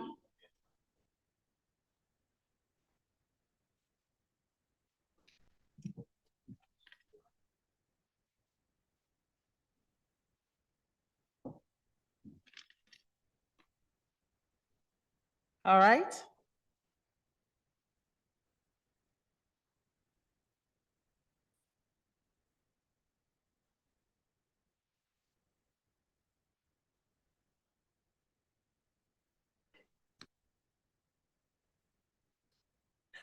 All right, so the next stage, we would have, IMF, please. FCI, IFC, I beg your pardon, IFC. The president of LCCI, Mr. Idaho, sir. The representative of the president as well as minister, sir. IMF, IFC, the ministers, and LCCI.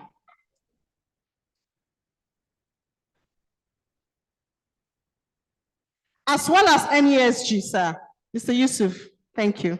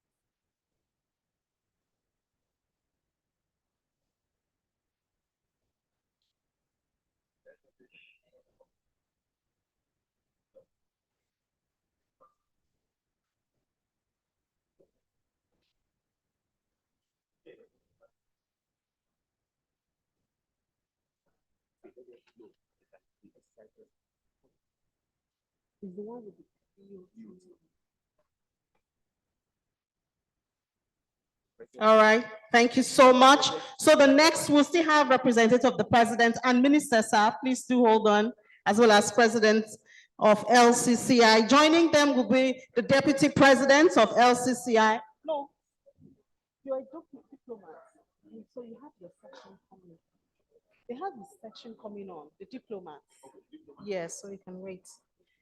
Deputy presidents of LCCI, please join in. Yes, as well as the chairman of the board of trustees of LCCI.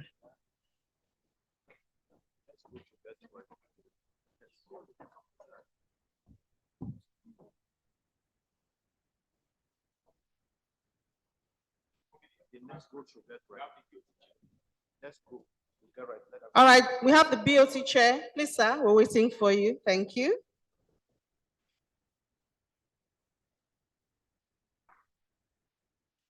Okay, so if you're a diplomat, please do come close. You'll be next. You'll be joining in with the president of LCCI. So a diplomat, please, this way, because you'll be coming up next. Thank you.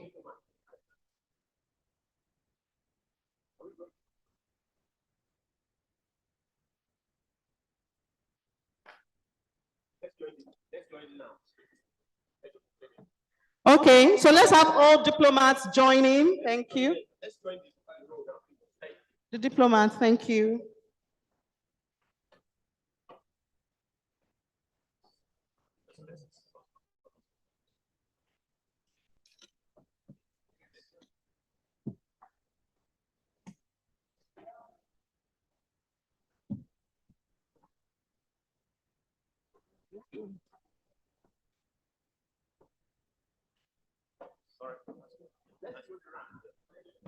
Yeah, curve, I think. Do you want them to curve? Because sticking out on the side. Next.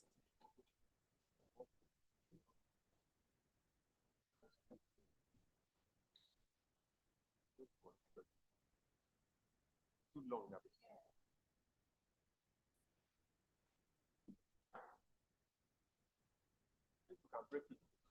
Can I ask the photographers, are you happy with this or you want, okay, sorry, sirs. I'm told everybody has not been captured. Yes. I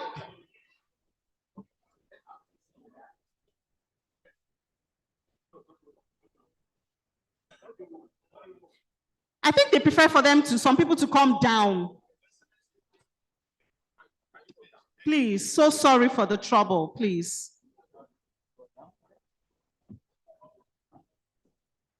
So sorry, please. I thought so at first. Say? I thought so at first. You know?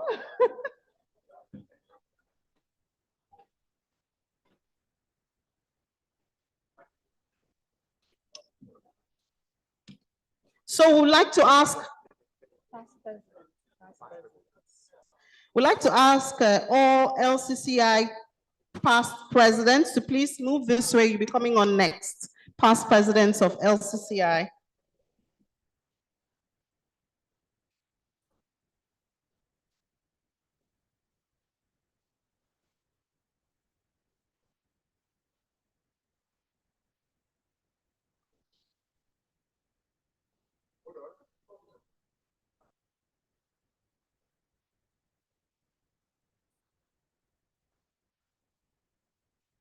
All right, I believe we're done with the diplomats. Thank you so much, diplomat. But we'll have past presidents, please join in. Please hold on, sir.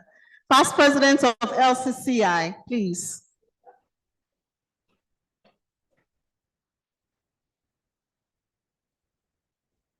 And then next we'll have all representatives of states, representative of state governments.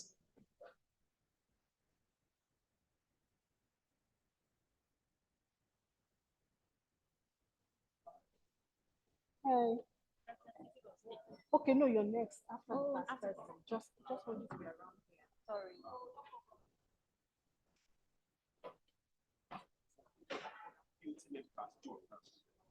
Past presidents and BOT members, members of the Board of Trustee, Lagos Chamber of Commerce and Industry, please join. Thank you.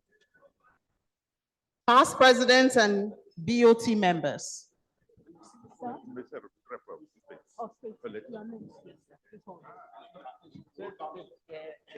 Okay. All right. Past presidents and BOT members of Lagos Chamber of Commerce and Industry, have everybody here. All right. State governments.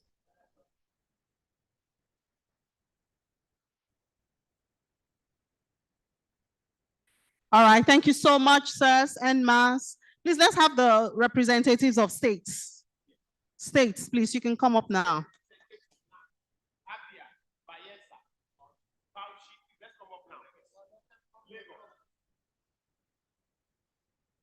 Yes.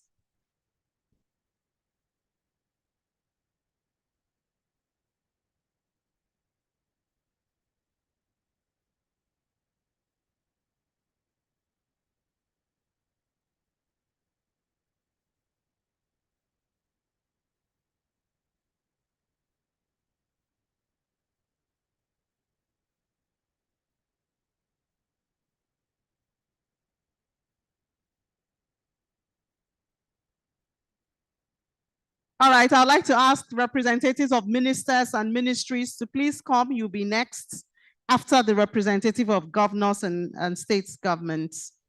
Representative of ministers and ministries, you'll be next. Please, if you just hold on here. Thank you.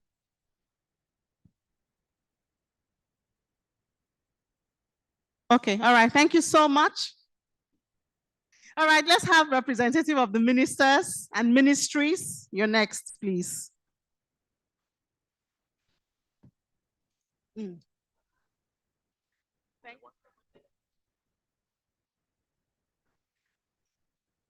No, it's fine. Okay.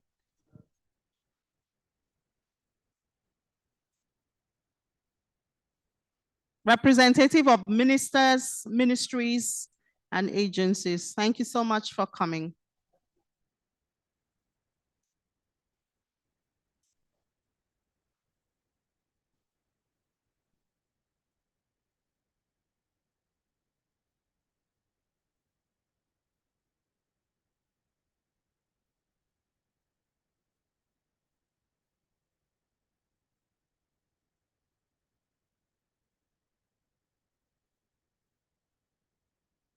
All right, thank you so much. So next we have executives of LCCI, yes, council members.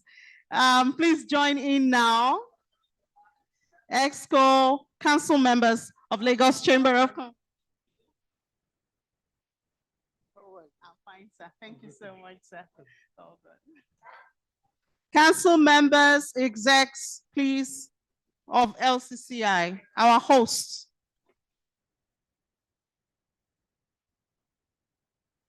We do have a vote of thanks, so please, you would want to hear.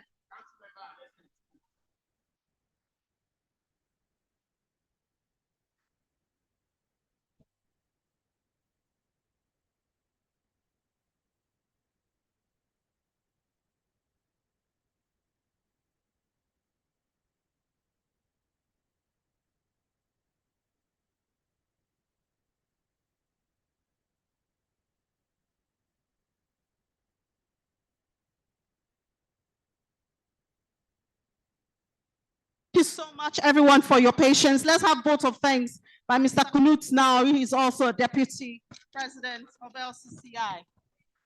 I'll be giving announcements of the refreshment, so please do hold on just a couple of minutes and we'll be out of here, please. Oh, no, sorry, sir. Hello, let's get some peace. And if people that want to talk, if they can be quiet for another 5 minutes, that would be appreciated.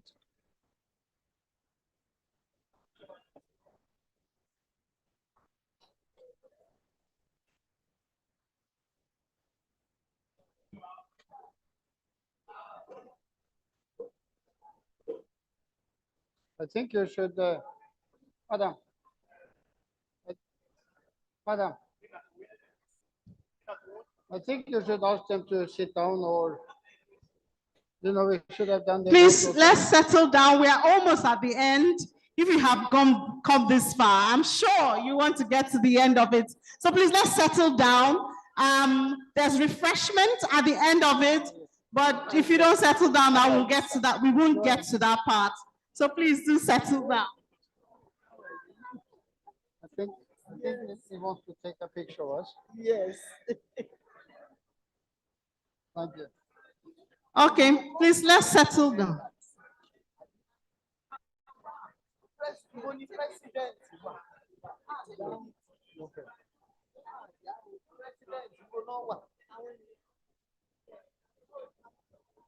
Well, distinguished ladies and gentlemen, vote of thanks is closing this first day of this Invest in Nigeria. Well, Your Excellencies, the representatives of the President of Republic of Nigeria, the President of LCCI, members of the Diplomatic Corps, distinguished ladies and gentlemen, and as a group, friends of Nigeria. Thank you very much for all contributions. We have heard that Nigeria is the place to invest in. For the first speaker, when I came, he mentioned that Nigeria will be 400 million people in few years. If you add then ECOWAS, maybe ECOWAS will be 600-700 million people. There is no place in the whole world, and believe me, that is better place to invest than a place with 600-700 million people in few years. So Nigeria is the center point in ECOWAS, and Nigeria must be #1 place to invest in the whole world. If you can start to listen, I would appreciate it. All right, we're almost at the end. This is the vote of thanks. Could we please just settle down for it? Please, we would really appreciate it. Please, let's settle down for the vote of thanks, and then we can have our refreshment and go about our other businesses for the day. I really appreciate it, please. It has been mentioned a lot of investment in the industry, investment in infrastructure, but one area that, for my observation, was not mentioned enough was investment in all the young children of Nigeria. That must be #1 in the program. Invest in the children, invest in all the young ones coming up, and is going to move Nigeria to a higher level in the future. Look at India. They made 1.5 million people. #1 priority is education, education, education. So that's my small observations. Well, I can say another thing. When I came 44 years ago, people were looking into where can we go to invest to avoid going to Nigeria. Well, I started to work in Dangote Group 29 years ago, and we looked at what can we invest in Nigeria to make Nigeria move forward. People don't want to join the journey. Well, let them be behind, let them go to other places, but invest in Nigeria is the investment in the future. Look at the oil refinery that Dangote invested. Well, if people want to see what is possible in Nigeria, you go and see the Dangote oil refinery, Dangote fertilizer plant. Seeing is believing. If you don't believe Nigeria can do miracles or good investment, just go to Dangote oil refinery and you see what is possible. This is only the beginning of petrochemical industry, and everything is possible in Nigeria. When people are saying things are not working in Nigeria, we will say the opposite. Everything is working in Nigeria, but for some people, it works in a different way, but it works. We heard now our representatives from the President's office, from the ministry, from Nigerians in various groups saying it's possible.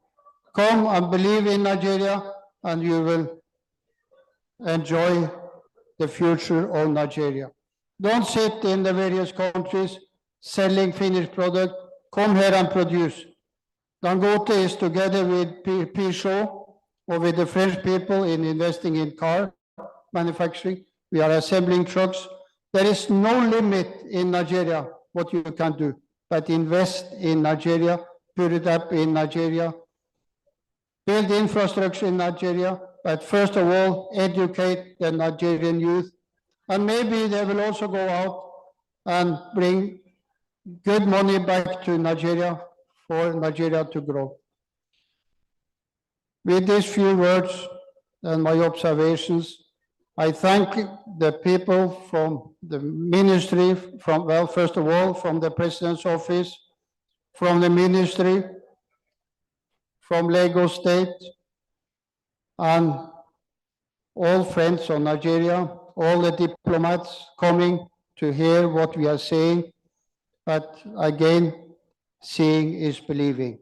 Nigeria is a fantastic place. I have had the opportunity to be here and see the development over 44 years. 44 years in Nigeria is a fantastic journey. And what is more important is the next 40 years, or the next 10 years, 20 years, 30 years, Nigeria is going to develop even more. When I came, we had to take a plane from Port Harcourt to Lagos, to Nitel, to hope and pray that we could get a telephone line. See people around now, they have telephones. It's working. Things are working in Nigeria. So with all this, thanks to everybody that is coming, as I mentioned, our President's office, ministry, Lagos office, diplomatic corps, member of Lagos Chamber, and also a special thanks to LCCI for putting this together. We are only finished day one. Day two is coming tomorrow. And what is important is not only to meet and hear, but to do something.